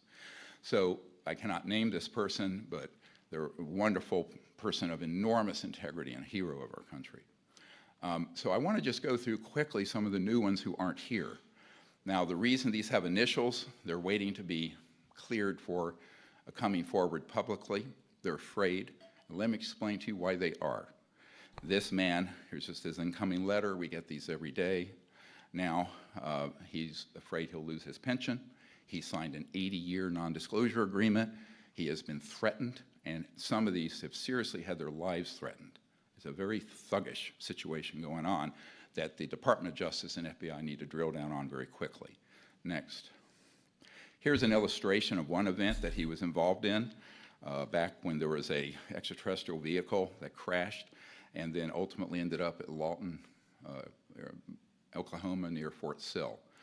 This man has been in a skiff with these objects. These illustrations are based on his direct testimony and hours of discussions since 2016. Here is a small extraterrestrial body, about 39 inches long, that was retrieved in that operation. There were extraterrestrials of various sizes. The last known count I had of different civilizations involved with this, about 60 to 70 in that range, and I think there could be more. So I just want to mention something here. Again, what you're seeing are 3D representations and illustrations. Just jumping back here to this this picture here. Then, small extraterrestrial man has been in a skiff. So what he says is that the person giving this testimony fears for their life, doesn't want to be present physically just yet, but they have access to the skiff and to high levels of access, special access, and from what they saw, they're reproducing these images and these scenes, and that sort of bypasses the legal obligation of them not really releasing the official document, but giving us a sense of this. Now, if that sounds familiar, I want to just take a moment to speak about where we've seen this before. And you might remember the Calvine UFO incidents. Now, this is in the UK, in Britain. I just want to pull this up on screen. It's not the greatest picture here, but you will see on the right hand side, this very poorly drawn, like line drawing, was the first glimpse we had of this. It was an illustration of a photo that one of these British intelligence officers saw. And this photo was apparently then it was apparently lost, and then just a couple of years ago turns up again, and we have the full photo. So you can see that the original at the time was leaked as a line drawing to represent what couldn't be released at the time, and then this photo's got an interesting story, and a lot of people are debunking it because there's different versions of it, and it's difficult to believe which ones are which. But there is something interesting about, although we are seeing depictions of the information, this is an example of how that information eventually, as disclosure goes a bit more forward and things get declassified, we get access to the real photo, or the real video, or the real unredacted testimony, or something like that. Let's go a little bit more forward with Steven Greer's account here. And again, this is one of the witnesses that remains anonymous, and he talks about some of these craft, and he gives this as an example. You'll see there that this is a man-made craft. You'll see that it says no step. It's got edges. It's got like sharp edges. It's got rivets. He says that the ET craft look very, very different. And this gentleman was involved in this recovery of one of these crafts that downed in that crashed in the Mojave Desert. So this is part of the crash retrieval aspect, is that sometimes when they test these craft, they don't, they test craft prototypes, and they tend to go down, and they have to be retrieved before the public can get a hold of them. So there's a whole system. But also, there's some testimony where, because we have access to these craft and special scalar weapons, we can actually take down ET craft.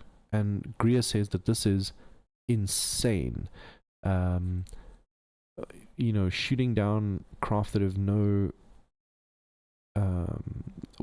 firstly, these are craft of beings from another world.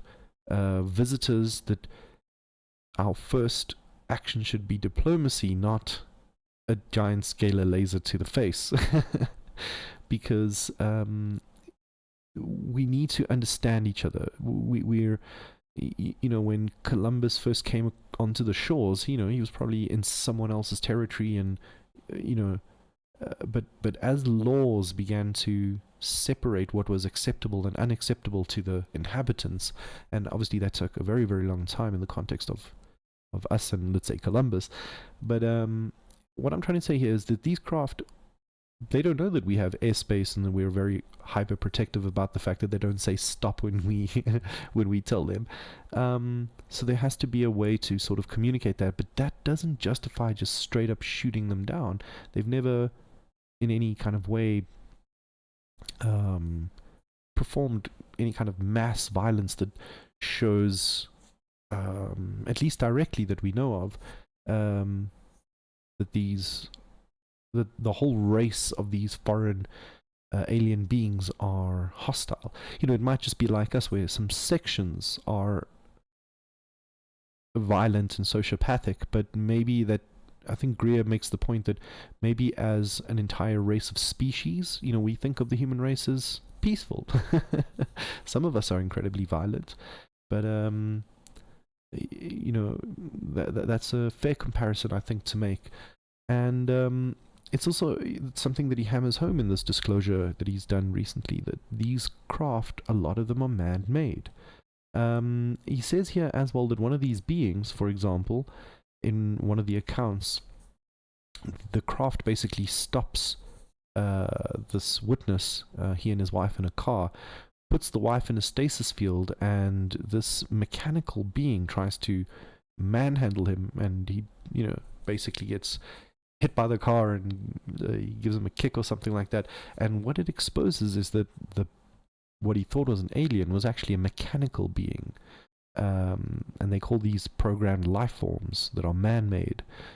So this is important because a lot of people have also said when they get abductions, they sometimes have this feeling that it might not be hyper-intelligent extraterrestrial beings, but it could be what they call MILABs, military abductions.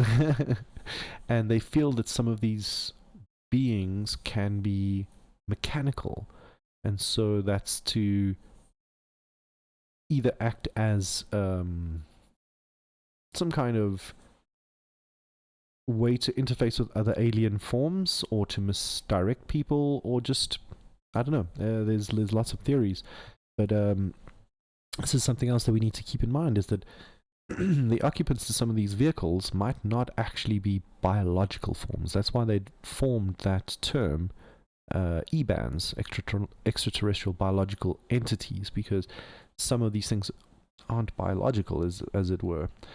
And so I want to just spend a moment here just wrapping up with these few points from his disclosure.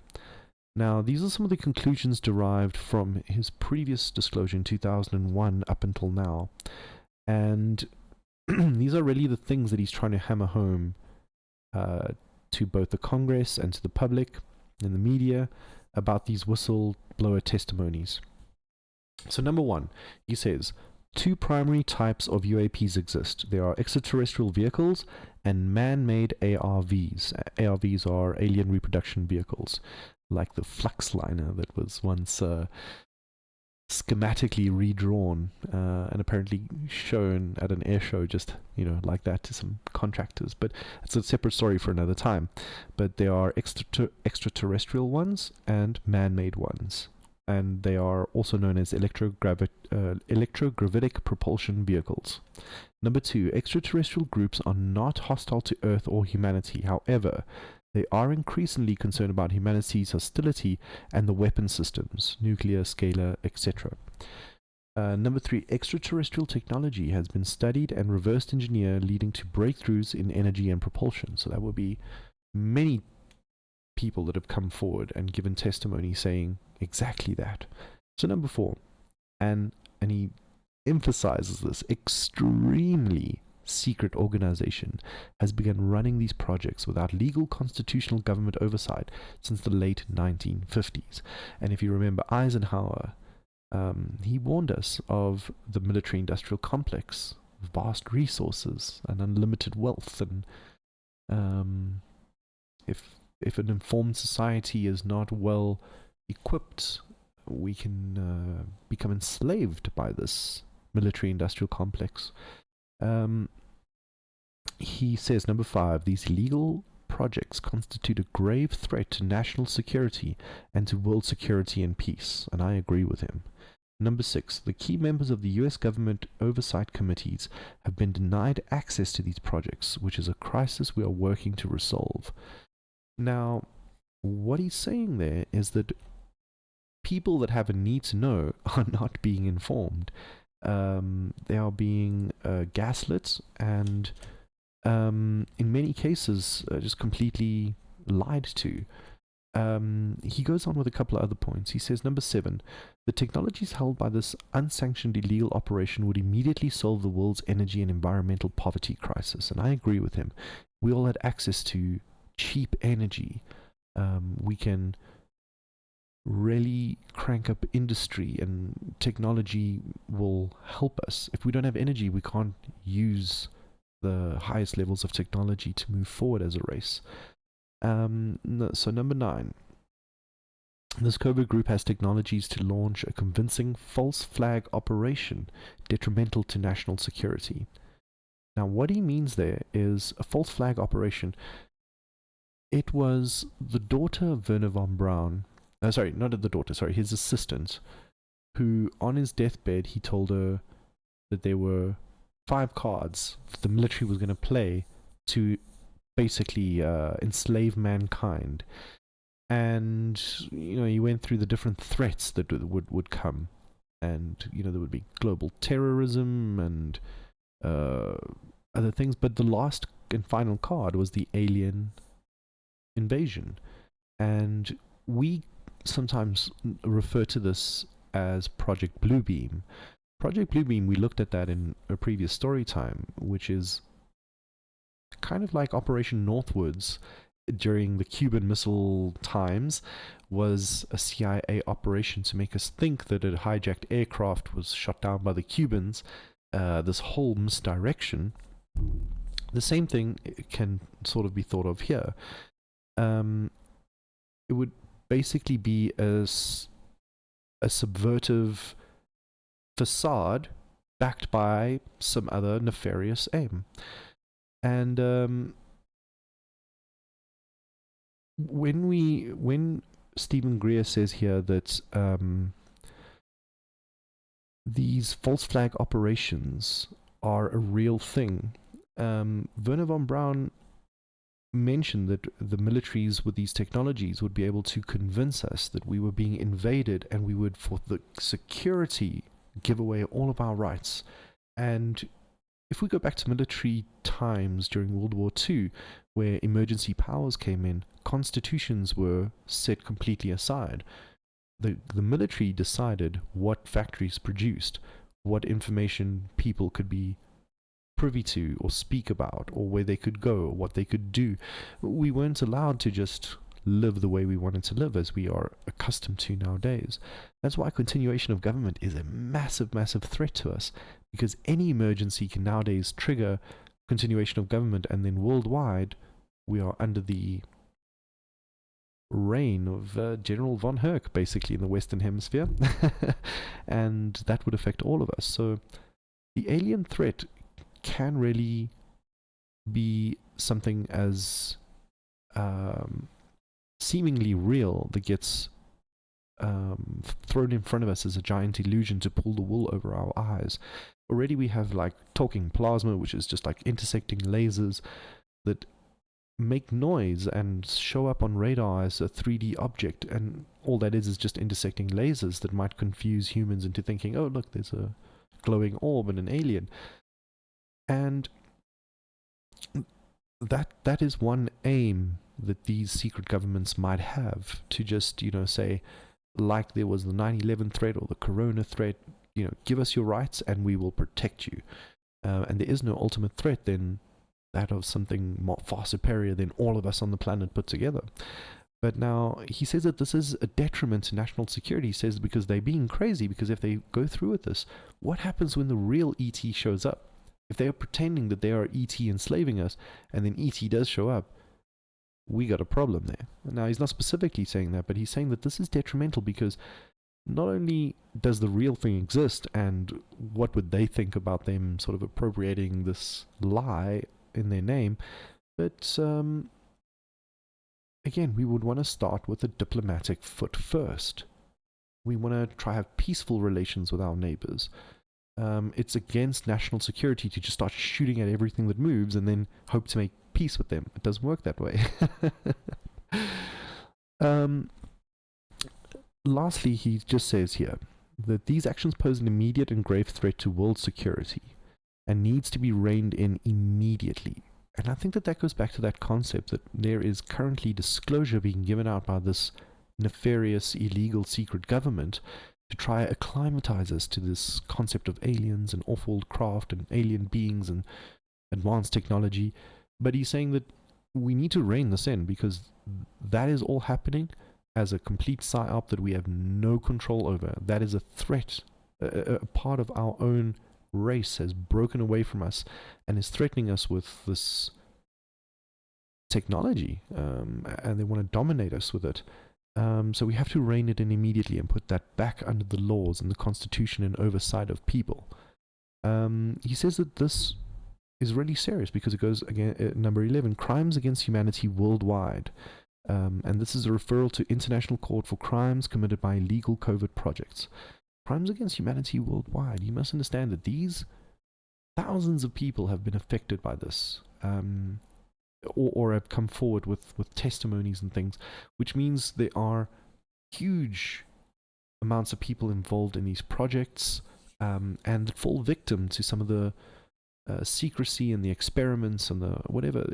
There's a lot of damage being done, because again, this is a topic of warfare. In other sense, this is where the death dealers are doing their thing, and so to the hammer, everything is a nail. And that's why they have no fear about abducting or taking out people or doing abductions or whatever the case is. It's not beyond the CIA or any of these other secret illegal government breakaway components.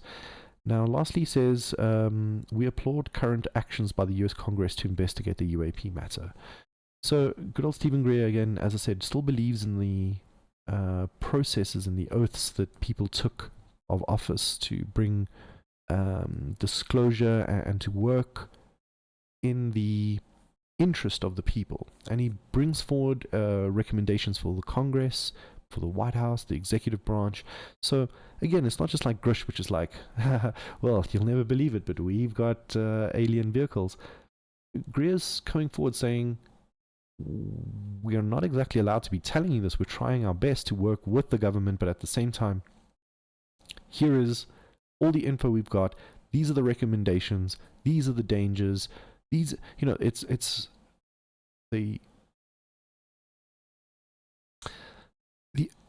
the attempt is more earnest, and that I appreciate. Now, moving forward, talking about this last century, I want to just hear with you guys some of the testimonies that came forward. And this is the first gentleman, Lieutenant Colonel Donald Heckert. And we'll just listen a little bit to him here.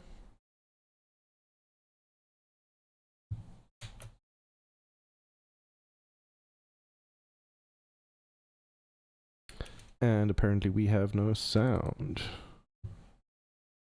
Let's try that one more time, shall we? All of those volunteers. The things I want to share are first just a little bit of historical information quickly.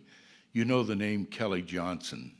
Kelly Johnson and the gentleman, Ben Rich, who succeeded him, I got to know very well. I've got a 1953 UFO report signed by Kelly Johnson and his engineers, and in that same UFO thing, about 4 hours later, it appears over his house. And Dr. Greer has a letter that Kelly Johnson sent to the National Director of Intelligence saying, this is real, this needs to be investigated. I am very fortunate to have been a pilot. I've got over 7,000 hours of time. I currently live in Alaska with my wife, Alice, and a whole bunch of grandchildren, and that's a real blessing. The two documented encounters, and I'm sorry that, do they have that up on the screen, or are they just showing that on? I'll make sure it's available, but these are the two airplanes that I flew that had UFO encounters. The first one was during the latter stages of the Vietnam War. I was flying an operation called Linebacker 3 going into Laos. I was in an orbit at 14,500 feet just south of the Laotian border, and my two armed escorts, because the RF is unarmed and they're there to protect me, were delayed on takeoff. So I'm doing just a racetrack type of orbit. There are things that monitor in warfare called GCI sites. These are radar sites that vector in the fighters to the people that are intercepting you. What happens next is that I get an alert from 3 GCI sites and the early foreman AWACS that I've got traffic that is a fast mover near Mach 1 coming out of North Vietnam, Laos, heading for me in orbit. That concerns me because my armed escort isn't there. Now I'm completing about halfway down this next pathway, and they tell me, oh, don't worry, that target is above 70,000 feet, and you know it can't get at you at this point. So I'm a little relieved, but then I finally get to see it, and it's on a wavelength of light that I've only seen one other place, and that is in a nuclear pile on an active nuclear power generation, and it's called Teller light. It is very unique, very white, very, very bright. So we look up, and it's an 11 o'clock, and over here off my left shoulder, about 10 o'clock. My backseater is stumbling to make their emergency detection systems and our defensive systems active. We watch this thing, and it's way above there, and I'm a little relieved, until all of a sudden, through the mid-term of the orbit, it comes from 70,000 feet down to 12,500 feet in 2 seconds.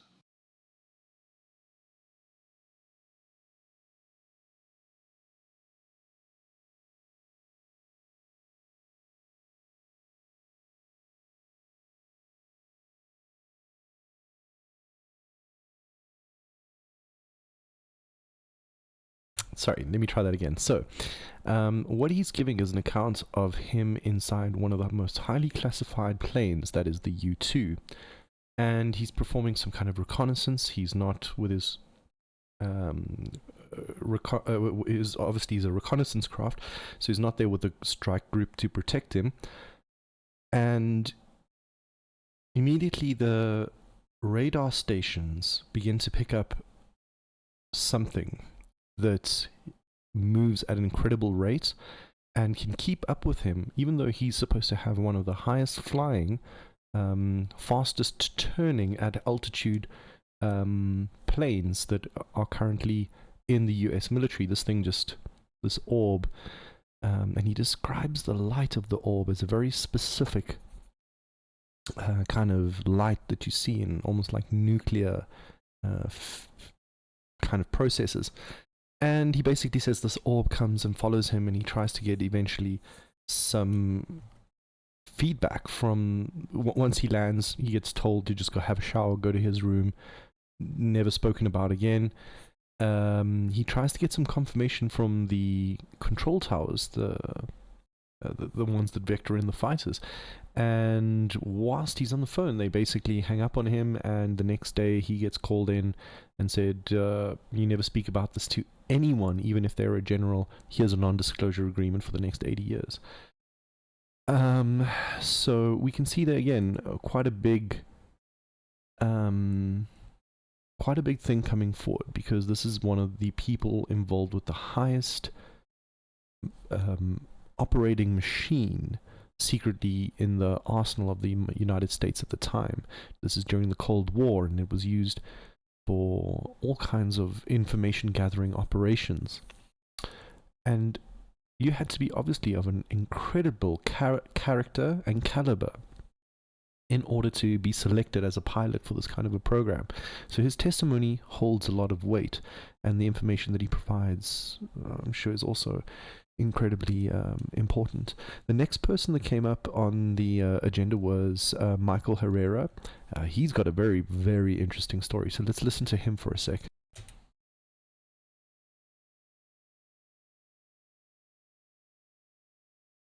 And that every single person I knew who knew about what he had seen had not lived to tell this story. He is enormously courageous.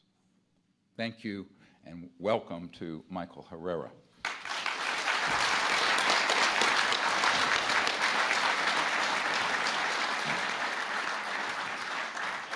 Well, thank you all for being here.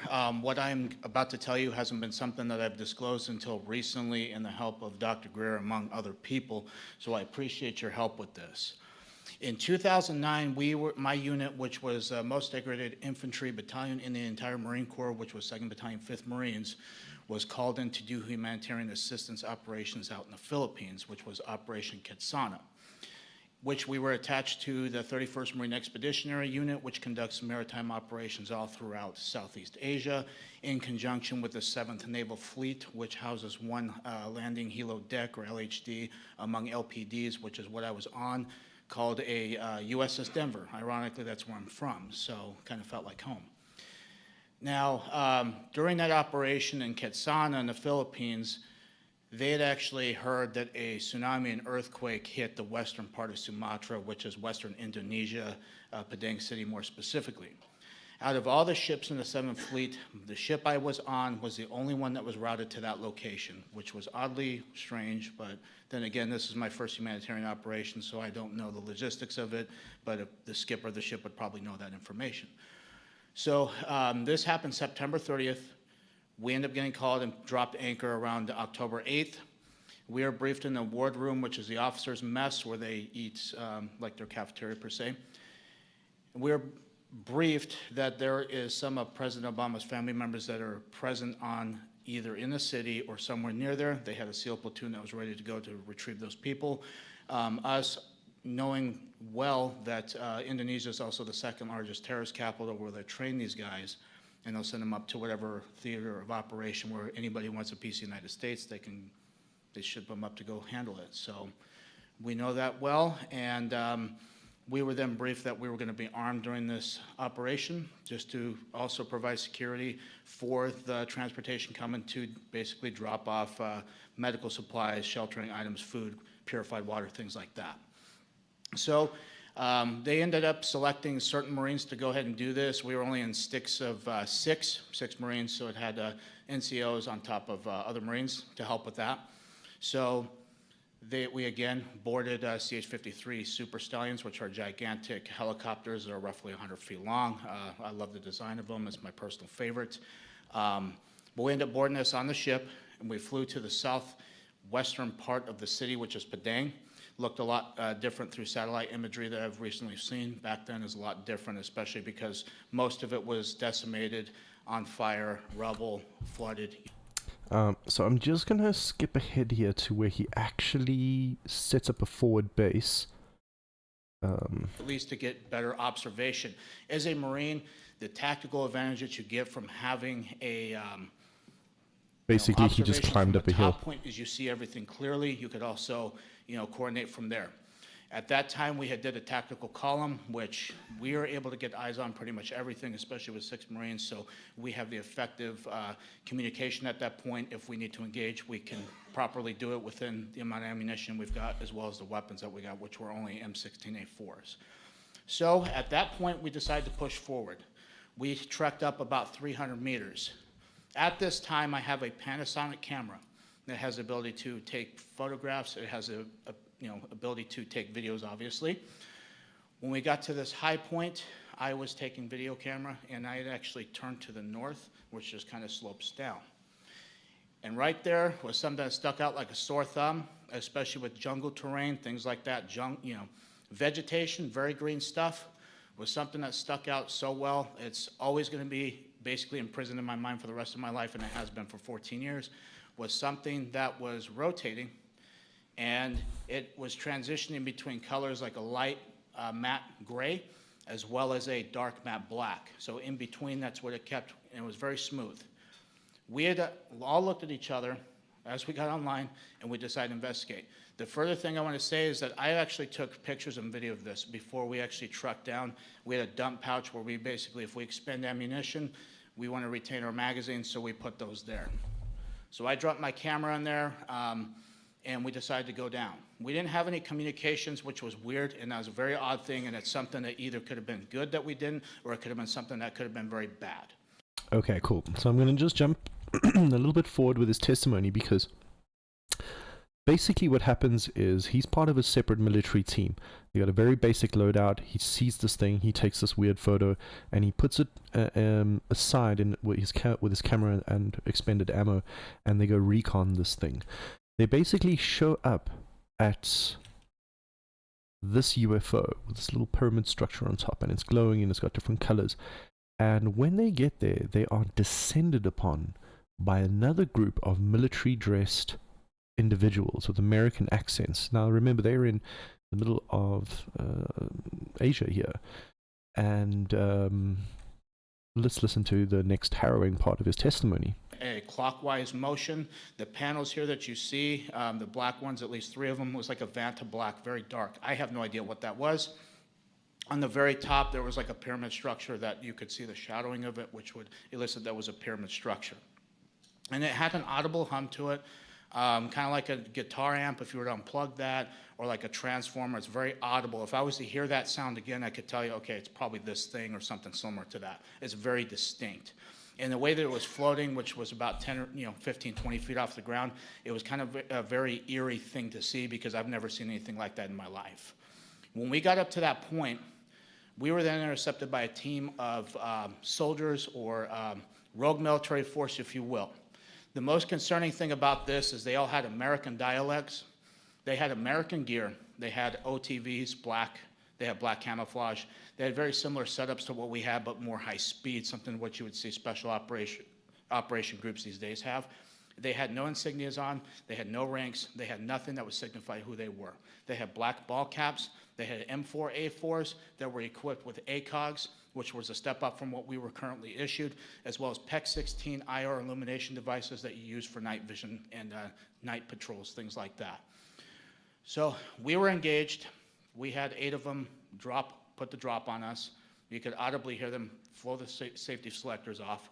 They basically started screaming at us, telling us what we were doing. We were not allowed to be there. Who were we with? What were we doing there? Threatened that they could kill us right then and there. We could get lost in the jungle. They could throw us out of a helicopter if they needed to. It was very nerve-wracking at that point, especially looking to my fellow Marines and seeing the reactions on their faces too. We were all freaking scared, to say none the less. So with that being said, each Marine was then patted down along with myself. We had our weapons taken from us. They were basically cleared in condition 4, which means they had no round chamber, no magazine in. They dumped our magazines out of our mag pouches as well into the deck. Now, I'm going to jump forward here just a little bit as well. But basically what happens here is he's part of a sanctioned military operation. He gets dropped in.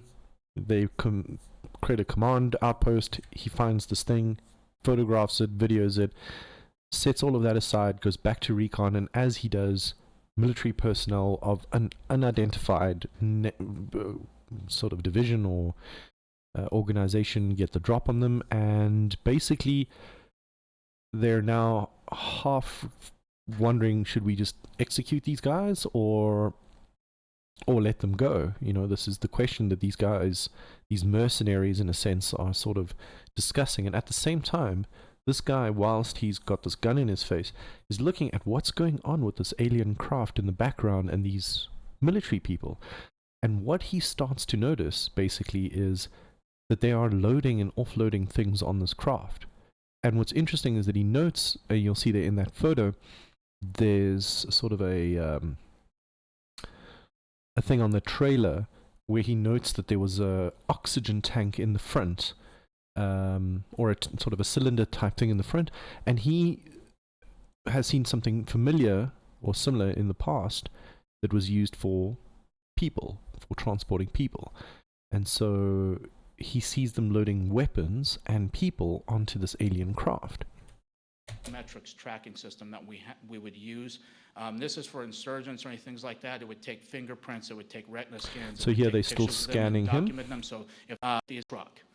They also had these containers that was illustrated right here, which come to find out through recent revelations from yesterday from somebody who came forward to Dr. Greer. I don't know who they are, but what they had told him and what he has told me is that this gentleman knows exactly what these were used for, because they had like a cylinder on the front, which is either for oxygen or what I hypothesized was for vacuum sealing, which lead me to suspect that they were smuggling narcotics or drugs.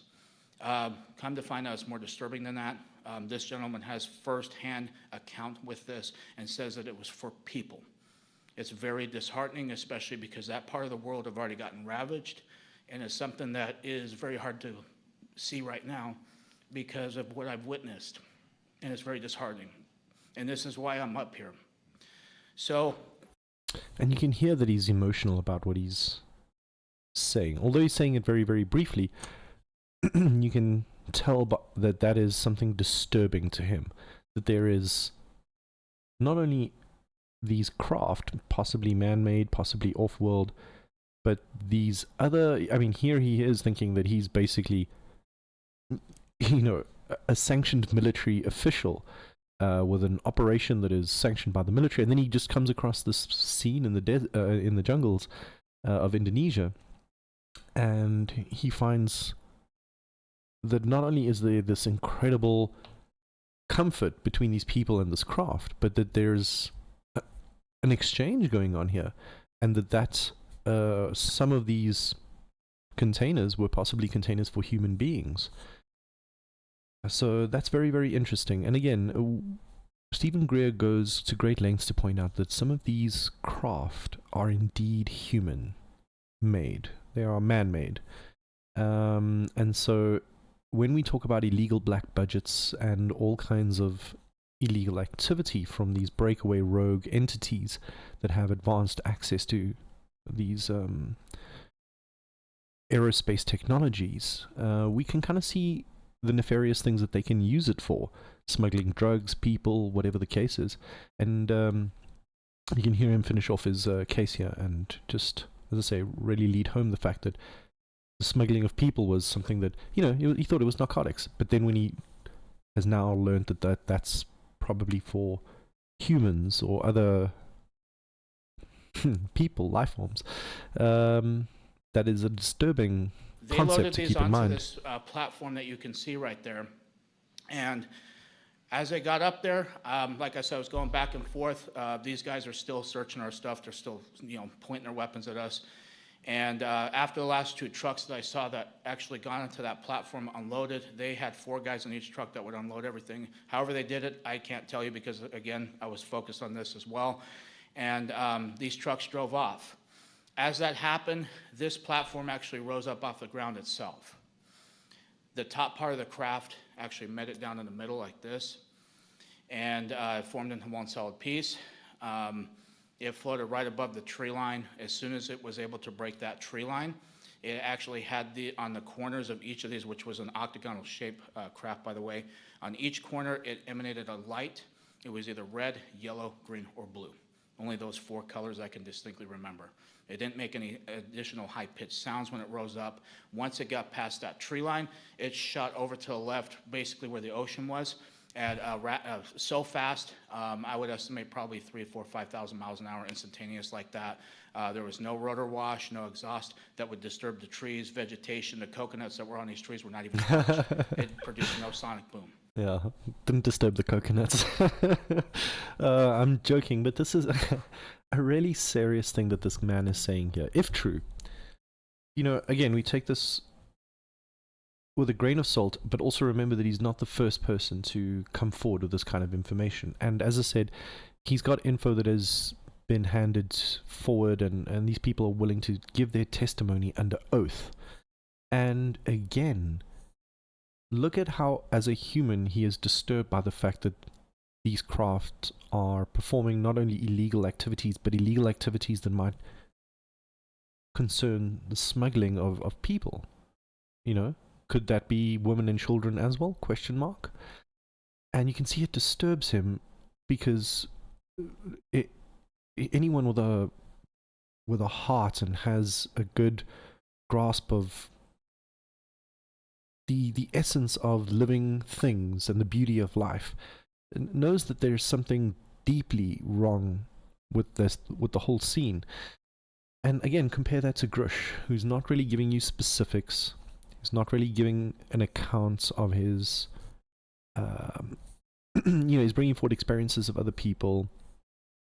He's very calm. He's very laid back. He doesn't come across as someone who's pushing a boundary that might actually push back and give them great problems in their life. But these men are very brave to sort of come forward.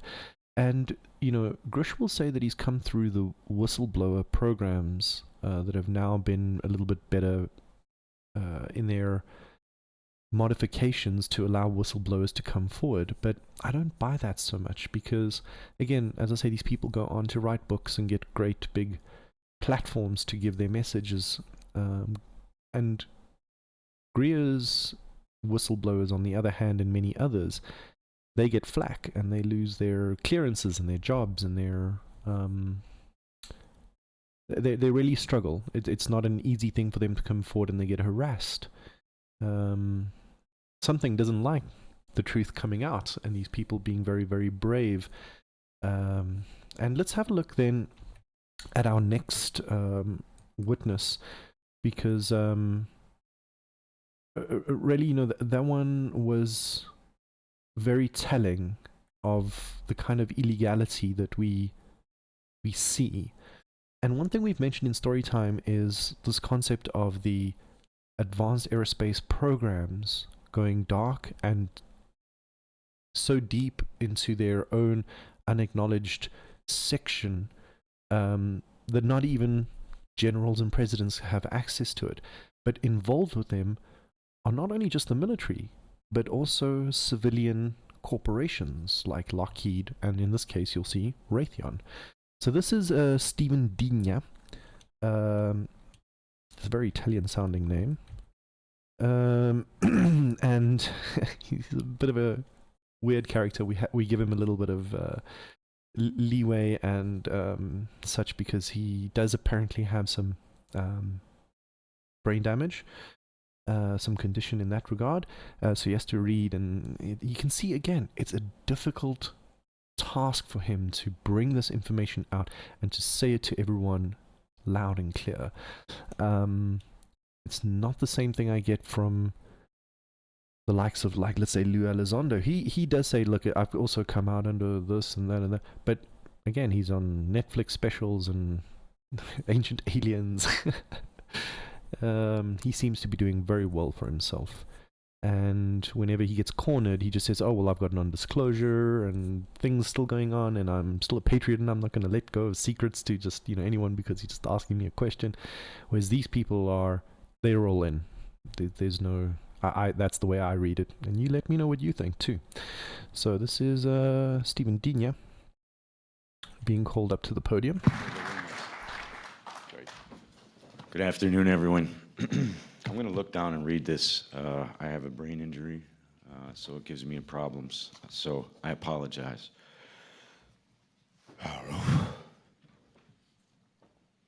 My name is Stephen Michael Greer, Jr.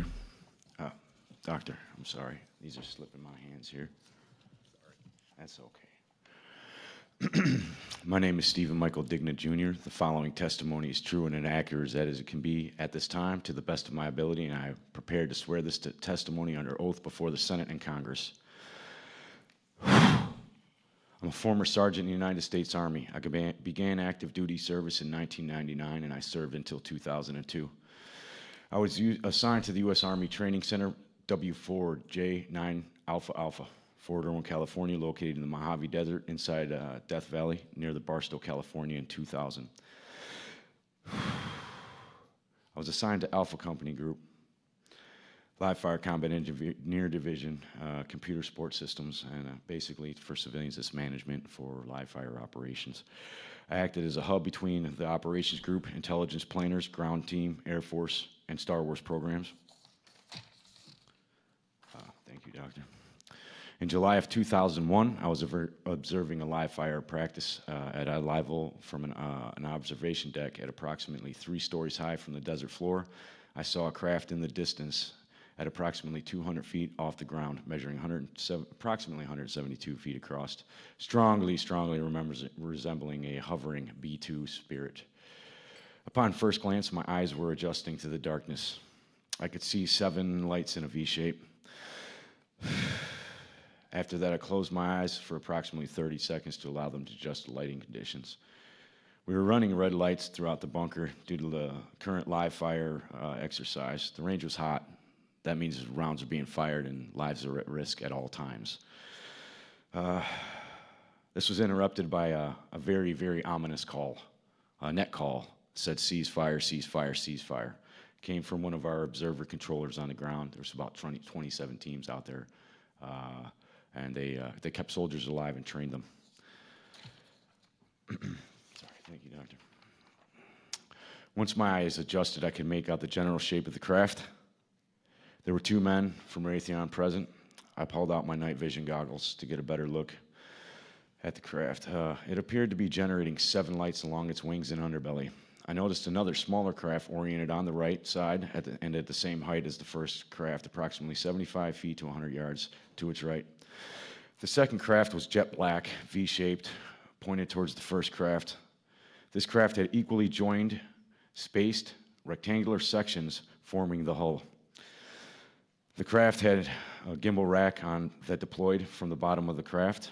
Approximately 5 to 6 holographic lights, holographic emitting lights were pointed directly at the first craft. That was my assumption. Due to the fact that they were displaying a strange color within my NVG goggles. Anyone that knows the old school, circa 2000 NVGs, they don't emit color. They give you green, grays, and blacks. I was seeing colors within my night vision goggles. This was not normal. And it was my assumption that perhaps this was a hologram being projected from the other craft. I can't confirm that. However, that was my assessment at the time and my suspicion at the time. I wanted to throw a baseball at it, but I didn't have one, just to see if it was tangible and solid. The second craft was jet black, V-shaped. Oh, I'm sorry, jumped a little space here. Thank you for the bullets, Raven. The craft and the gimbal rack were deployed from the bottom of the craft and approximately 5 or 6 lights. Sorry, Dr. Greer. Guys, I goofed up, and that's a part of the brain injury suffered during an explosion on the live fire range. One of the 2 men on the observation deck from Raytheon noticed the night vision goggles I had. He went from chattering cheerfully. They were pretty relaxed. They'd seen these before. It wasn't abnormal to them. He looked at me with a very, very severe look of disapproval and anger that I had. At that point, they both went calmly inside, probably a little bit angry, and it felt as though I had crossed the line.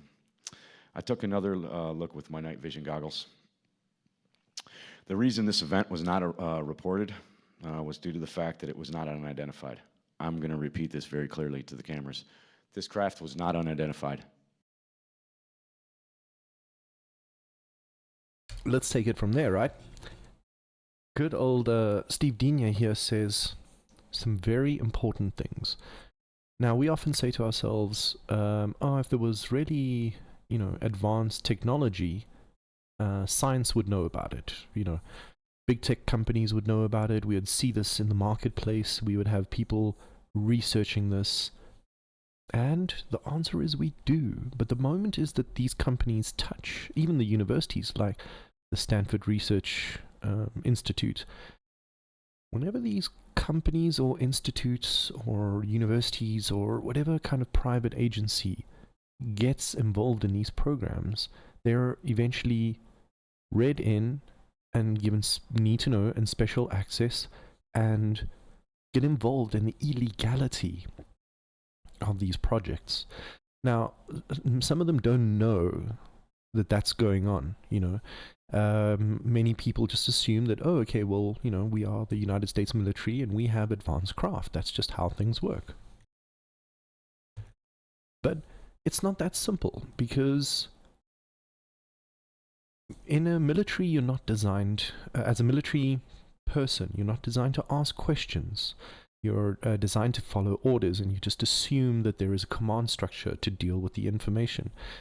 But what this gentleman here realizes is that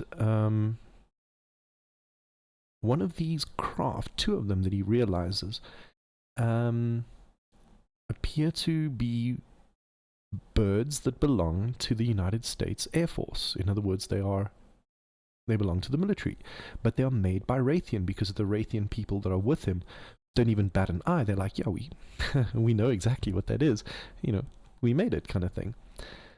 And that informs us that often the companies and all these other institutions that we say, well, if there was advanced technology, you know, someone would say something. This is an example of that. This is an example of someone saying something, and proof that these companies do have secret programs that they work on that even someone working at Raytheon wouldn't even be aware of. But those that need to know are aware of these advanced projects going on in the desert, in very, very, very, very, very secure airspace. I'll just have you know. So when we talk about Groom Lake and Area 51 and all these kinds of things, those were the very early accounts that we were getting of these different kind of craft in the sky. And many of these people are saying as well that these craft have come from backward engineered pieces, or intact vehicles, or downed vehicles maybe, who knows. Bob Lazar says that these vehicles were archaeologically discovered, which is very interesting. And that goes into a couple of other issues that we'll definitely dive into in future story times, because that takes us straight to the Bermuda Triangle, aka the Hot Zone, and many other places because of things like the Hall of Records, which is a mystery school kind of topic. But as militaries are aware of the deep knowledge that surrounds our celestial origins, ruins become very important to them. So things like the Bimini Strait and the rising land of Atlantis that was predicted by Casey, or some other form of Hall of Records under the paw of the Sphinx, also predicted by Casey, and later discovered through various scientific endeavors using sonar, cosmic rays, all kinds of cool things. But the point is that the elites that often fund and protect the secret programs are aware of the information that has been encoded in very past archaeological findings, because as some of these people have said, these findings have had these craft, which, for example, in Indian culture, if you listen about the Vimana are exactly that. They these crafts that move across the sky and into the stars, exactly, you know, with zero effort. Sometimes they appear as like balls of light and flame. Limited description for what they had at the time. You know, now we are like, oh, it's anti-gravitic propulsion, and you know, we've got a deeper scientific language for some of the stuff we're seeing. But the point I'm trying to make here is that some of these craft are man-made, and they are made by companies like Lockheed and Raytheon and General Electrics and was General Dynamics, one of the two. And these dark projects are sometimes unknown to even people within these companies. They're just used to piggyback the technology through. And this is how the secret space program basically took off. As NASA was the public-facing side, there to do science and research, the military aspect of all of this technology was being developed on the side. And this is what it's now coming to. This is 2023, people. These are some of the events that have been happening in just the recent years, you know. So it's a brave new world. In the interest of time, because we've hit the 3-hour mark, so we're going to start wrapping up here. We've come to more or less the end of our story time, but let's just quickly go through some of the other witnesses as well, and I'll just wrap up with some closing comments. So as mentioned, Stephen Greer gives us this account of the Raytheon confirmation and an understanding about how the contractors of private companies are involved with the military in a way that neither the government nor the public are aware of. It's completely underground, sub rosa, as it were. So this gentleman here gets quite a standing innovation for, you know, just his honesty and trying. And you can see that he's a very proud citizen, and really that whole episode destroyed his marriage, destroyed his relationship with his children. You know, he says that in the interview. So quite Thank a you thing. very much. There are obviously a great deal more So, to all these quite an emotional accounts. thing, I should say. I'm sorry to have to cut that short, but we're sort of at the waiting for All greater right. protection So this is DC for Long. themselves. Before. Now, a quick summary. DC Long is basically this guy here who, as a kid, his father was a contractor working with these special access programs. And he comes across some technology that eventually, again, destroys his family because he doesn't play ball inside the non-disclosure. And it took him a very long time to get to this point here where he's met Dr. Steven Greer and he can come forward with this information. And let's have a listen to what he came across as the technology that was being withheld. Before they step forward, but we have many of them. Friends. I promise mine's going to be much quicker than some of these other guys, and this is the way No, I it talk. won't. So I apologize. No, for I'm that just as well. joking. Everyone that I've met here, I would love to go through every name. I would love to go through every situation. What these gentlemen have, we could spend years talking about it, just getting to all the moments and everything that meant the most to us. And unfortunately, I have a very short amount of time to do that. My military service began in 1997 and it stretched to 2013 until I was medically retired, injuries received in a combat jump. Ironically enough, the quick story that I'm going to tell you guys has virtually nothing to do with my military career until it got to the very end of the story. Long story short, my father grew up as a contractor. I do just want to stop here and just say apologies for the mic knocking sound.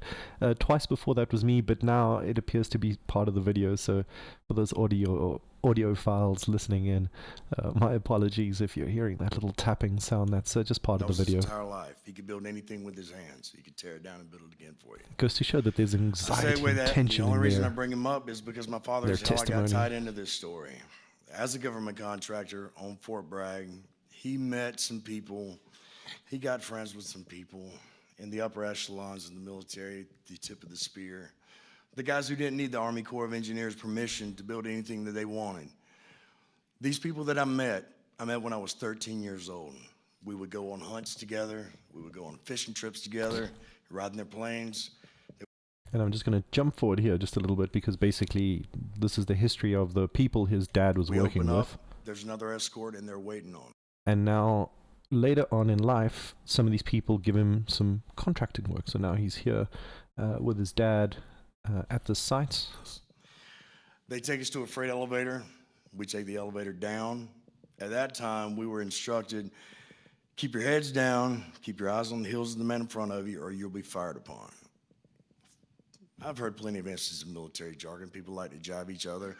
I didn't take it as a joke, but I knew enough to just do what he told me to. I didn't want to risk it. As soon as the freight elevator opened, the first thing that I could see were a few personnel connexes to the right in a large hangar, maybe twice, 3 times the size of the area that we're in now. There was a monolithic slab directly in front of me that was being held up by nothing. The closer that I got to this slab, I felt an intense vibration inside of my body. I never felt anything like that before in my life, never anything since, but it left no sound. The loudest thing in that room was the silence and the footfalls of the people in front of and behind me. As I got closer, my natural southern curiosity took over. Oh, my shoes are untied. So I go down just to take a peek. And there's absolutely nothing up underneath this monolithic slab that, if I had to estimate, would be well over 100 tons. Absolutely nothing holding it up. You can see by the picture, there's another boulder directly behind it. It was flat on the ground. There were two other people beside it. I could only see heels and feet. To the right, you could see what looked like a boulder. And all three of these that I could tell had this box on top that was black with spires that came off, and I couldn't tell where it was connected, but it obviously had something to do with the levitation. The one to the right was being spun by the personnel that you could see in the picture. Now, just a little interjection from my side, but when I see giant blocks being levitated and one person able to easily rotate it and perhaps even move it around, you know what comes to my mind? I'm just gonna put it up on screen here for you. Yes, you're absolutely correct. Boom shaka. It is the pyramids, right? Or any kind of monolithic structure that we've had from great ancient times, like the polygonal walls.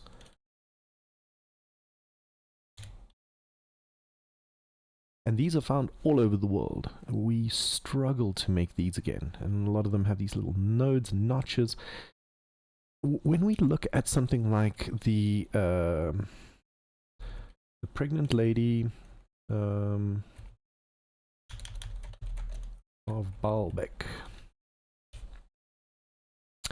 I mean, we're talking about single cut pieces of rock that are over 1,000 tons plus. How did they plan on moving this? Now, when this guy here sees these incredible technologies, whatever they may be, electrogravitics or otherwise, suddenly that question has a little bit better, has a slightly better answer to it. If you had technology that was allowing you to isolate the piece you want and then create some kind of electrogravitic effect from the ground, and then you were able to move it in space. We see this with quantum locking. You know, it is technology that's not that far out of our ken in a certain sense. Let's have a quantum locking. Now the quantum locking effect, I'm just going to... This is what happens when you... this is Action Lab, giving us a little short here. Not blow our ears. And what you'll see here with this effect is, again, a kind of levitation and an interaction that is invisible but quite visceral. In other words, you can see it, you can touch it. It's you can manipulate it in some sense, but at the same time, it's got this magic property. You can see here how it'll keep its space on the track. So, you know, that's what we have been shown at school, that quantum locking effects and even levitation through sound, sonogravitics, are an interesting thing. Everyone remembers the little video of the insect being levitated by these high-pulsed sonar sounds. It's a little bit disconcerting for the insect, I'm sure. But let's go back to this video here and hear this gentleman's story. At this point, from my knees, the escort kneed me in the back, said, "Let's go." We follow on, go downstairs to our appointed place to take measurements for an underground firing facility for a live fire range. Excuse me. When it was all said and done, less than 15, 20 minutes later, we make our way back to the surface through the same hangar that we had noticed the monolithic slabs and the boulders. And there was absolutely nothing there. There was no noise for anyone taking anything out. It was one flight down to our appointed place, but you could still hear that there was nothing going on in the facility that we were in. We make our way out. We get back in the van, and they take us back to 18th Airborne Headquarters so we can retrieve our telephones, our IDs. Something was said to my father, and they retrieved all of the notes that were taken. Everything that he had that he recorded from whenever we were downstairs, they took it from him. I didn't think much of it. I go back upstairs, help him wrap up in the G5 war room. And it was at that time there was a gentleman sitting at the desk. Everyone was cleared out. And he had 2 pieces of paper. Said, I need you to sign this NDA. Absolutely not. You know, we didn't so much take it as a joke, but we just didn't feel like the things that we had witnessed, although I did realize it was something that I never should have seen in my life. So the rest of the story goes that he's basically then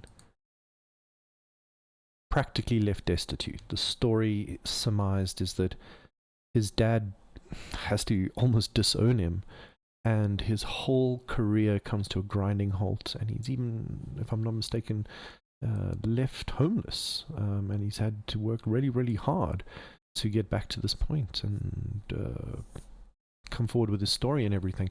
So that is an interesting testimony, you know, and again, a lot of these people willing to go under oath have evidence to back up what they say. And now here is Eric Hecker.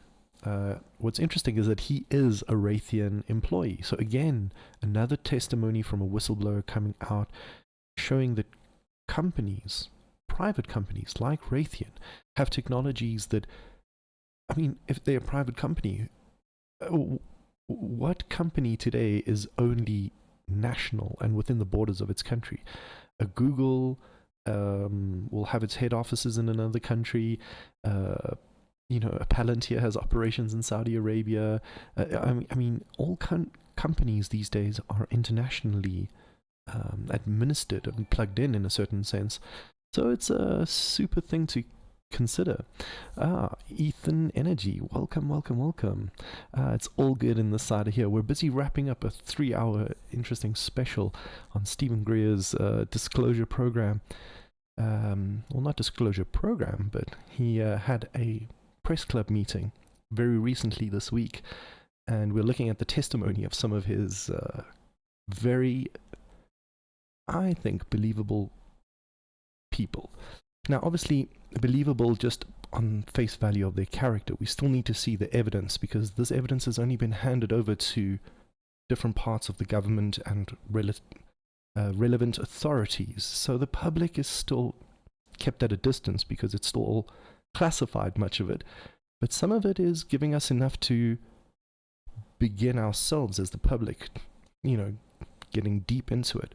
So thanks for joining us. There's a little bit more to go to, so I hope you I hope I enjoy that. I hope you enjoy, and I hope I've earned that follow of yours. So let's look at Eric Hecker. As I was mentioning, he's also a Raytheon employee involved with Raytheon, and he gets sent down to the South Pole. Now, how funny is it that just in StoryTime 13, we mentioned the South Pole and how, like space, it should be kept as a neutral territory, only for scientific human endeavors.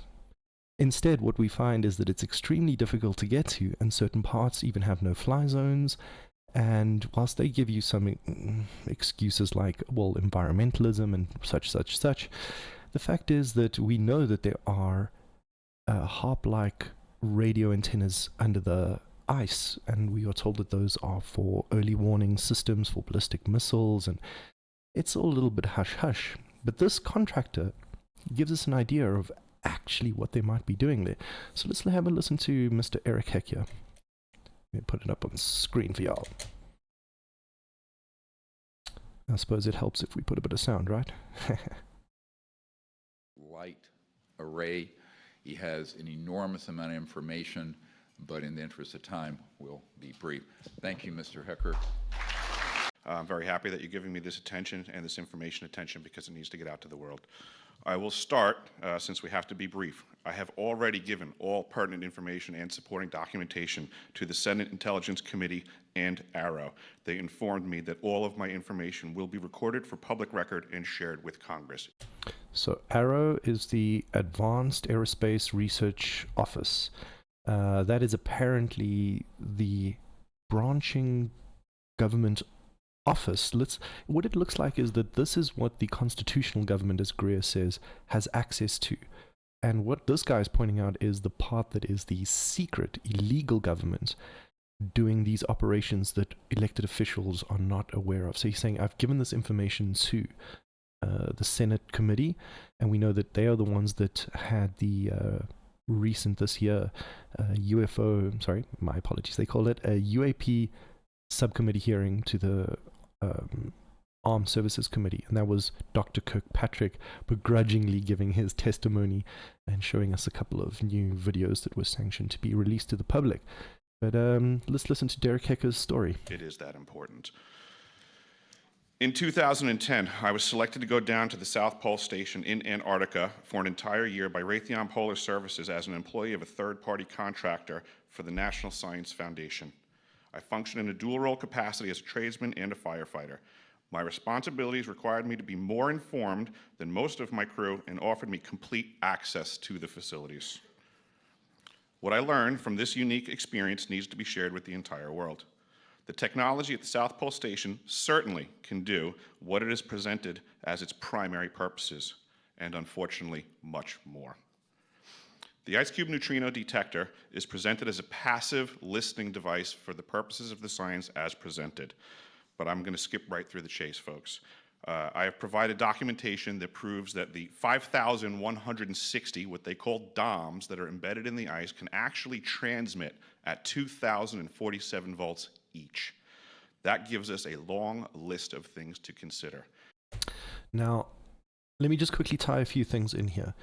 What he said in a very technical sense is that the Ice Cube Neutrino Observatory is basically presented to us as a science experiment, an observation post to pick up cosmic rays and neutrinos. They embedded in the ice because there's very little electromagnetic interference, and the poles have obviously a very interesting configuration with our electromagnetic aura around the Earth.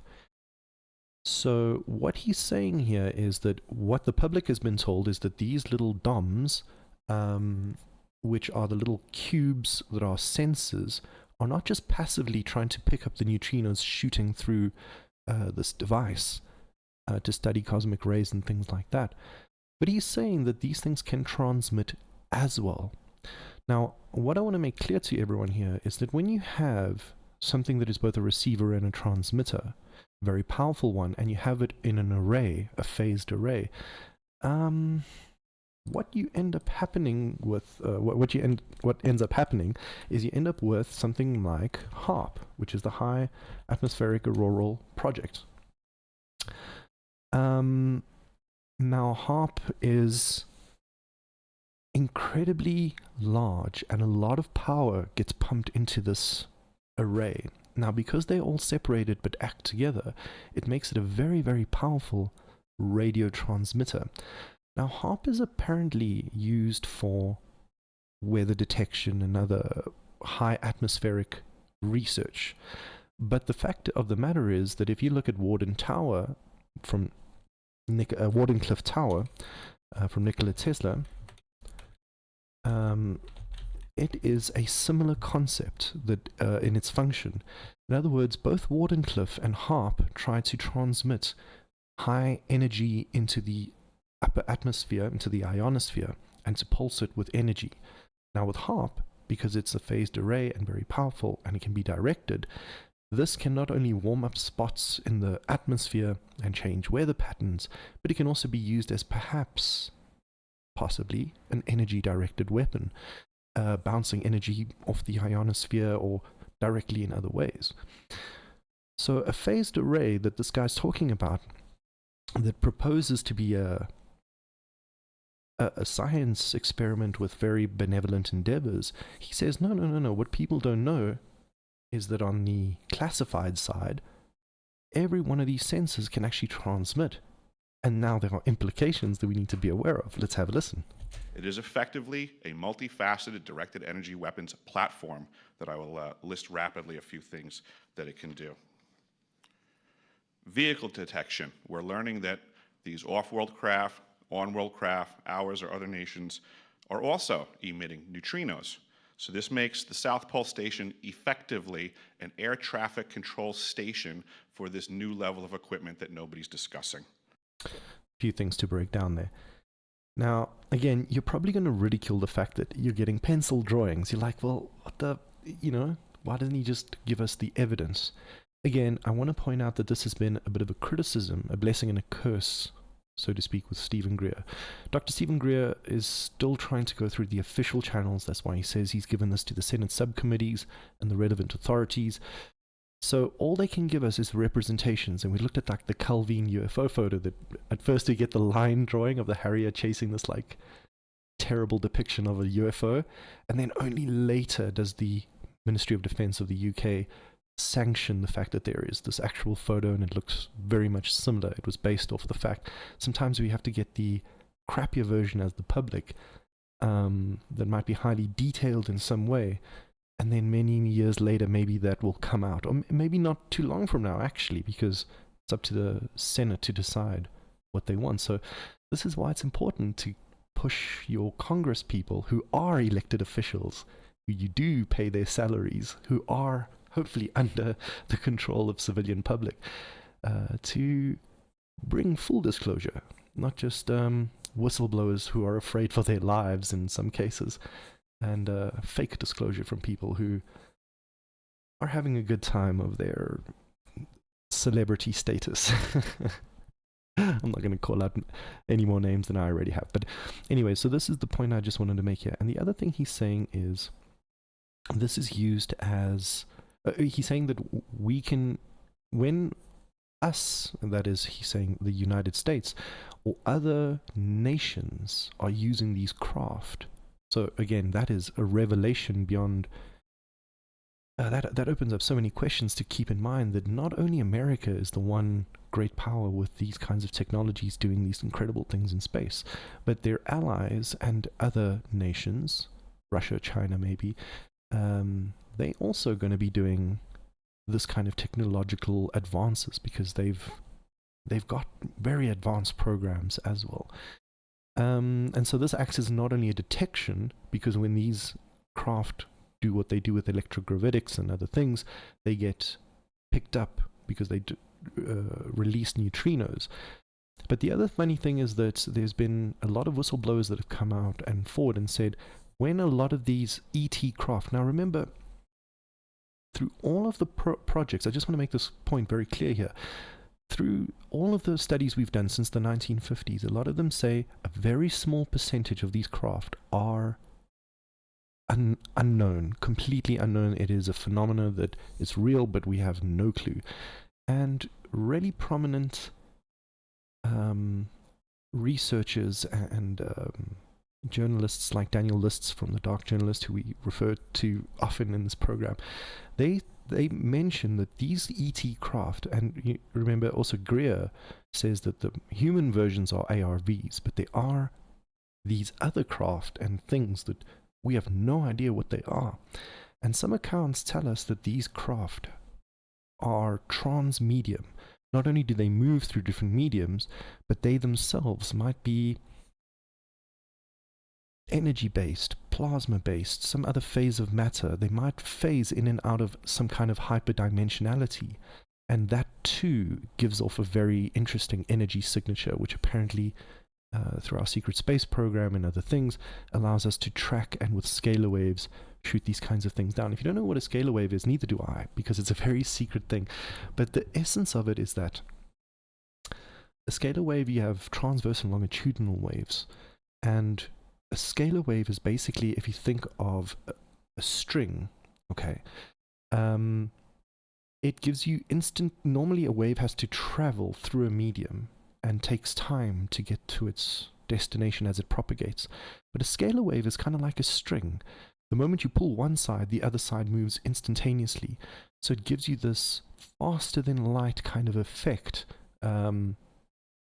someone kind of tried to describe it to me as a difference between AC and DC as a very poor analogy, but that does make sense to me, because with AC, you also have this current that does this, propagates backwards and forwards instantaneously, uniformly. And with DC, you got this flow of energy from an anode to a cathode. So, putting all the physics aside and my poor example there, I just want to point out that a lot of these craft do these incredible trans-dimensional things, apparently, and that also gives off a very interesting signature that this Arctic facility is able to pick up. Let's listen a little more to the testimony. In addition to the ability to detect neutrinos and the exotic vehicles, I have provided documentation that shows that this is also a system for faster than light communications. In the past, Gary McKinnon has hacked NASA, found the off-world fleet, the list of captains. There's that name again. I didn't actually pick it up this time. But Gary McKinnon, that's where we started our podcast. That's where StoryTime 14 began, with a little old interested civilian looking for the truth, and in the 2000s, 2001 specifically, I guess, managed to hack NASA and the Pentagon and found the list of off-world crew, which was the first hint of solar wind, which is apparently the solar wind is the secret space program that is come up. I believe it's Solar Warden. There we go. Sorry, that's the one. Solar Warden. So you get some people that say that they've been involved in this, and other people have come out and given testimony, and a lot of witnesses and whistleblowers have come forward. But basically, the concept of Solar Warden is like a sci-fi story. It reads that we perfected these technologies a couple of years ago, and with them we didn't stop just there, and we started exploring, and we've met other beings, and we've established bases, and the technologies are so wild because now we're exchanging with these other beings that there's like teleportation. I think Andrew Bisogno has that one story. Corey Good comes up with the concept of 20 years and back, where their technology basically, they'll pluck you from your life on Earth at a certain age, and they'll send you off into space for 20 years, and then they'll use some kind of technology to erase your memory and reverse your age, and then just pop you back in Earth 20 years later, and you're like, oh, okay, well, interesting. I mean, it's really far out kind of stuff, and their stories are not like these kinds of testimonies. So that is to be said. Take of it a little bit more salt than usual. But these are examples of these, space programs. And remember, this is not like, even if they're not correct, those two individuals, I mean, there's even like Laura Eisenhower. She is the late granddaughter of General Eisenhower, the military-industrial complex Warner to the world.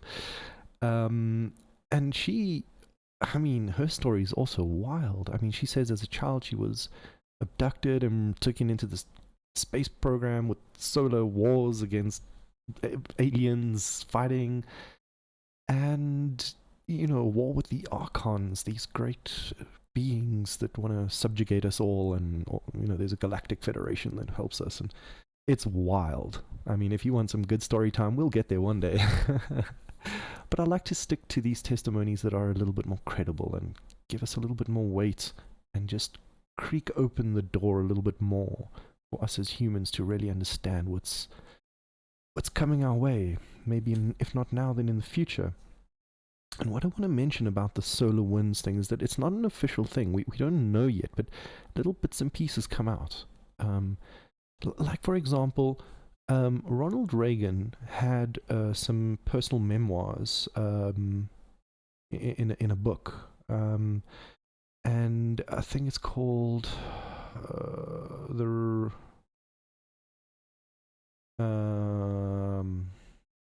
I can't remember the name of his little biography there, but remember Ronald Reagan at the time of Star Wars, that's trying to put weapons in space, and the space race with Russia and all these good things, the weapon race as well, arms race. But he writes in his like personal biography that he, and this isn't like a story, it's kind of just some of the thoughts that he penned and then published.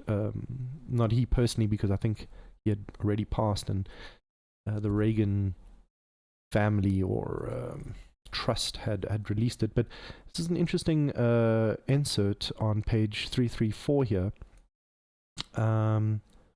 And I think this is part of his diaries, and it says, lunch with space scientists, fascinating. Space truly the final frontier. Some of the discoveries seem like science fiction, but they are real. I learned that our orbit capacity is about 300 people. Now, that's a little bit mind-blowing, because at this time here, the space shuttle program can only carry 8 astronauts. And to my knowledge, there was only about 8 shuttles, so that's still well under 300 people. So what's he talking about? Could he be referring to McKinnon's discovery later in life, in the 2000s, that there is an off-world officer list? In other words, we already have a foothold as a human race abroad under the auspices of some breakaway government and military. You believe some of these people? We really do. Now, before we go back to the testimony on hand here by Steven Greer's whistleblower, I also just want to make this program that, in 1979 we had Project Starraker, which was supposed to be one of these crafts that were single stage to orbit and able to take people and military assets into space. And this wasn't under the auspices of NASA. It came under the auspices more of the Air Force and other defense contractors. Now, let's see more if we can get some just quick pictures, because I want to go back to the video quick. As you can see, it's like a very massive delta wing shaped single stage to orbit.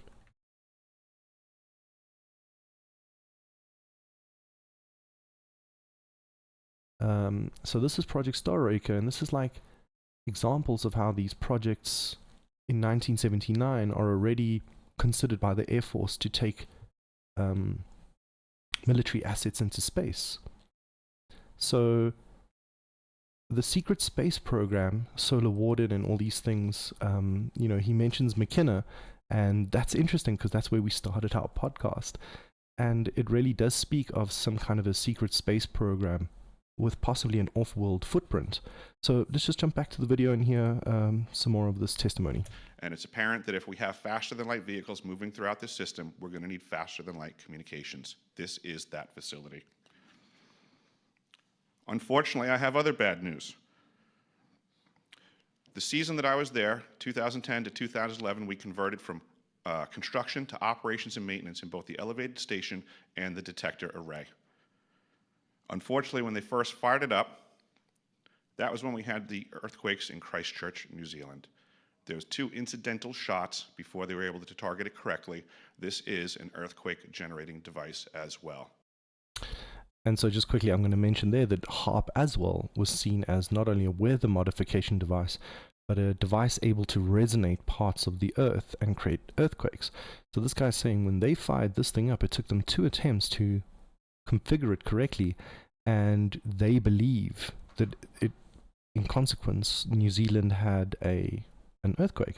And New Zealand is a very close territory to the Arctic, so that's an interesting claim that he's made. Lots of damage that was done there. This is the weapons of war that we have to deal with now, and what Raytheon's hiding. There's an ELF system at the South Pole Station that when I arrived, I was told it was off, dismantled, and completely defunct. In my work, I will rapidly just tell you, I had to figure out the circuitry for certain other repairs, and I found that this system is in fact completely energized, up and running, and being utilized with the other systems for nefarious purposes as well.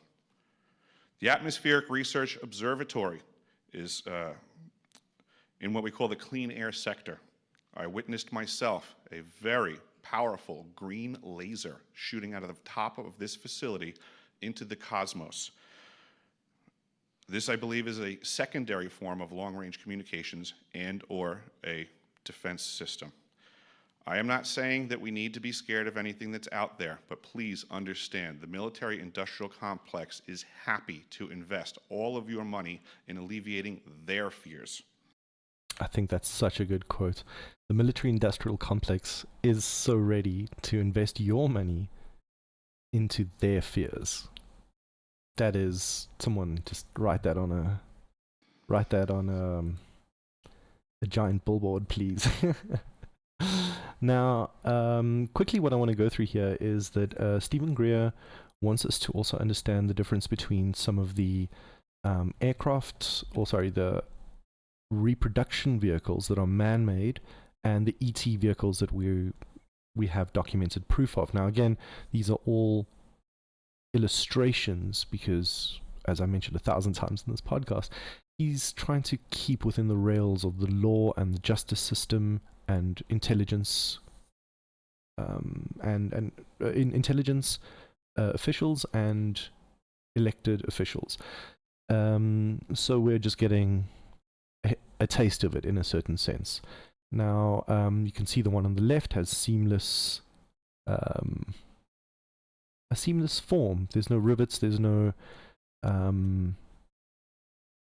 kind of pieces that jut out. Whereas the one on the right has wires, has antennae, has lights, and all kinds of things.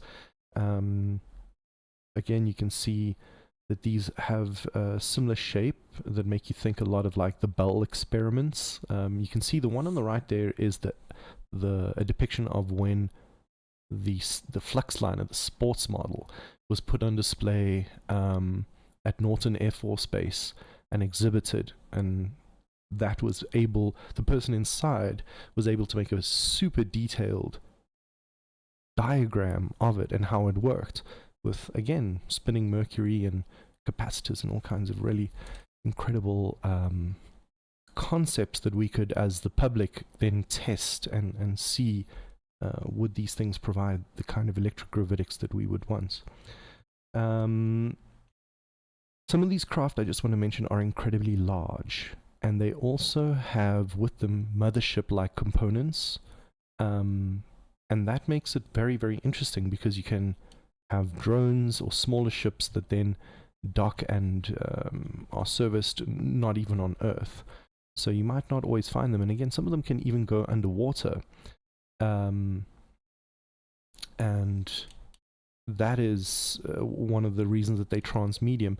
And Greer finishes up his discussion here with this comment by Senator Daniel Inouye. And this, again, I think was in the 1980s, if I'm not mistaken.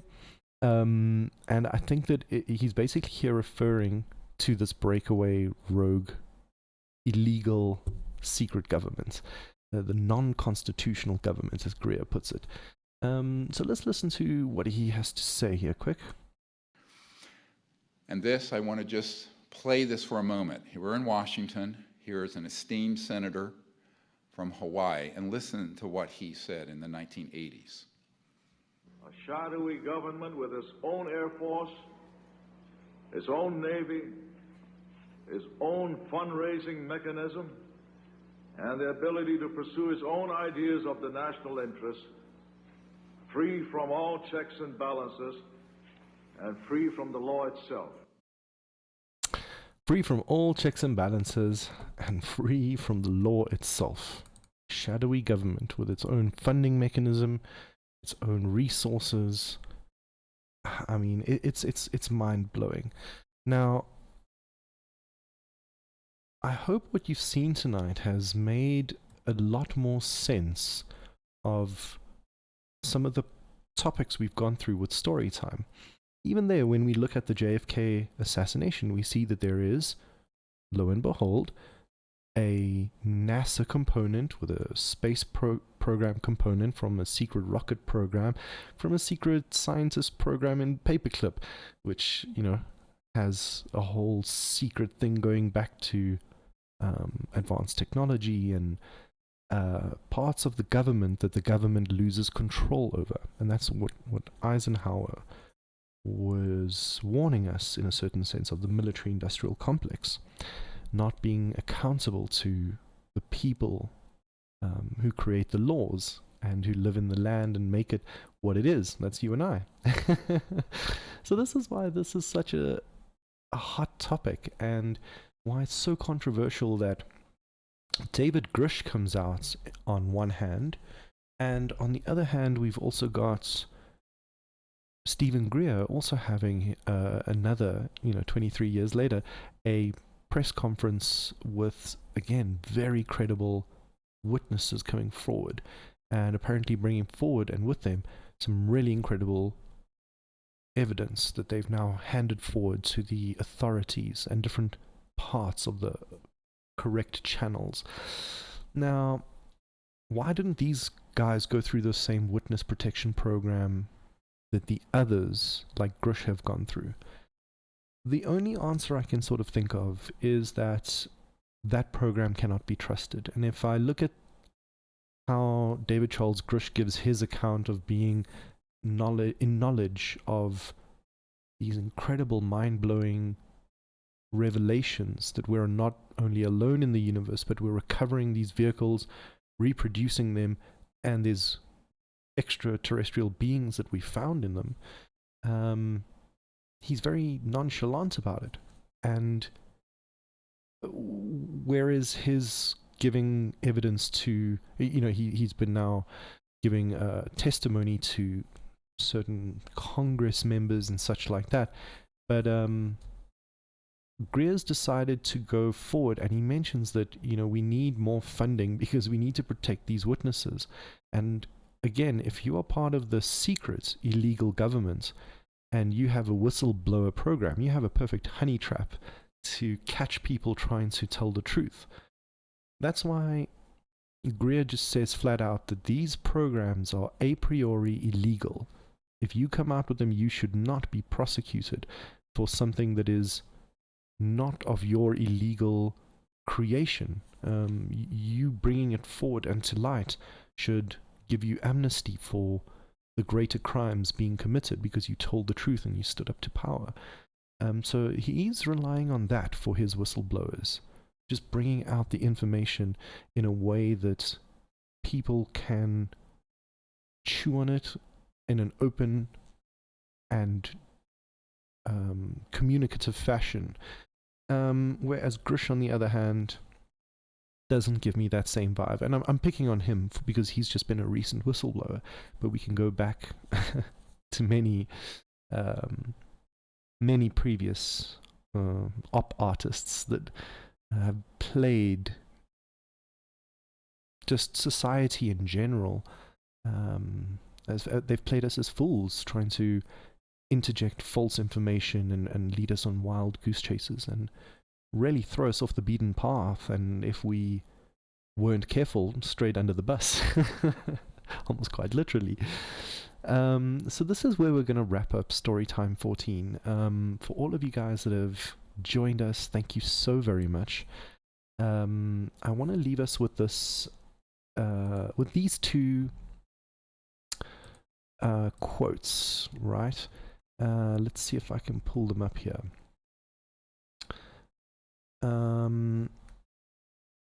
Now, I just wanted to say firstly, the first quote is from CIA Director William Casey. And he says, "We'll know our disinformation program is completed when everything the American public believes is false." So this is the thing that Storytime is trying to help us not only tackle, but at the same time to try and open our mind to really large possibilities. Because I do thoroughly believe that as a race of people, the human race as it were, we've come from great celestial origins, and it's time we get the real truth of where our history truly comes from. The second quote is from Henry Kissinger, also again under the auspices of the CIA at this time, and he says there are two kinds of realists: those who manipulate facts and those who create them. And then he goes on to say, well, the West requires nothing so much as more men that are able to create their own reality.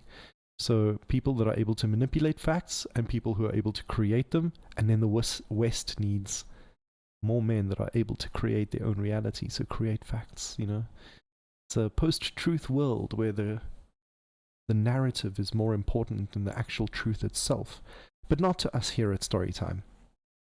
And this is why we wanted to make this comparison between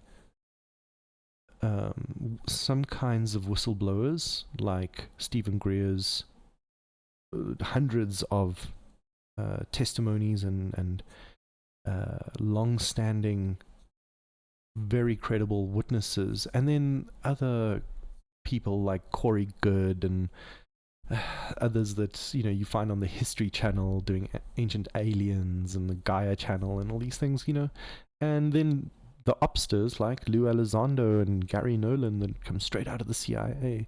So we have to be careful who we listen to, and even these whistleblowers from Steven Greer have been known to be some obsters like Richard Doty. So we have to take it all with a pinch of salt. But the fact of the matter is, and what I really want to close on, is just a simple point that there feels like there's a different texture to these kinds of whistleblowers, and these stories are beginning to corroborate themselves.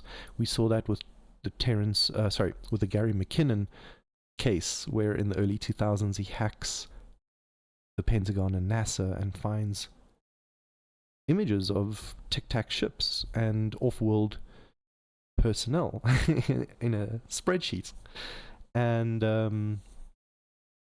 that many years later is being confirmed by whistleblowers and even what we've spoken about tonight.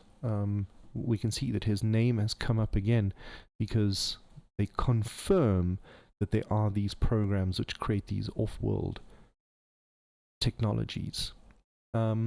This is why I think also the Space Force and disclosure coming from the government side, perhaps the secret illegal government side that seem to be sort of be running amok with our political machine at the moment.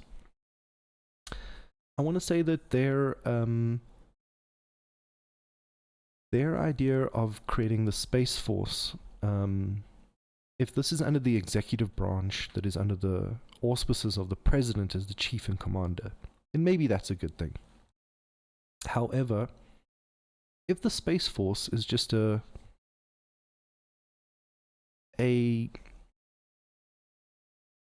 ruse in order to somehow legitimize these secret, clandestine, and illegal programs and to try and bring them back into some kind of legitimacy to give them better funding, and you let out a little bit of information and everyone thinks that they've got the full picture, but you just kind of carry on with your activities.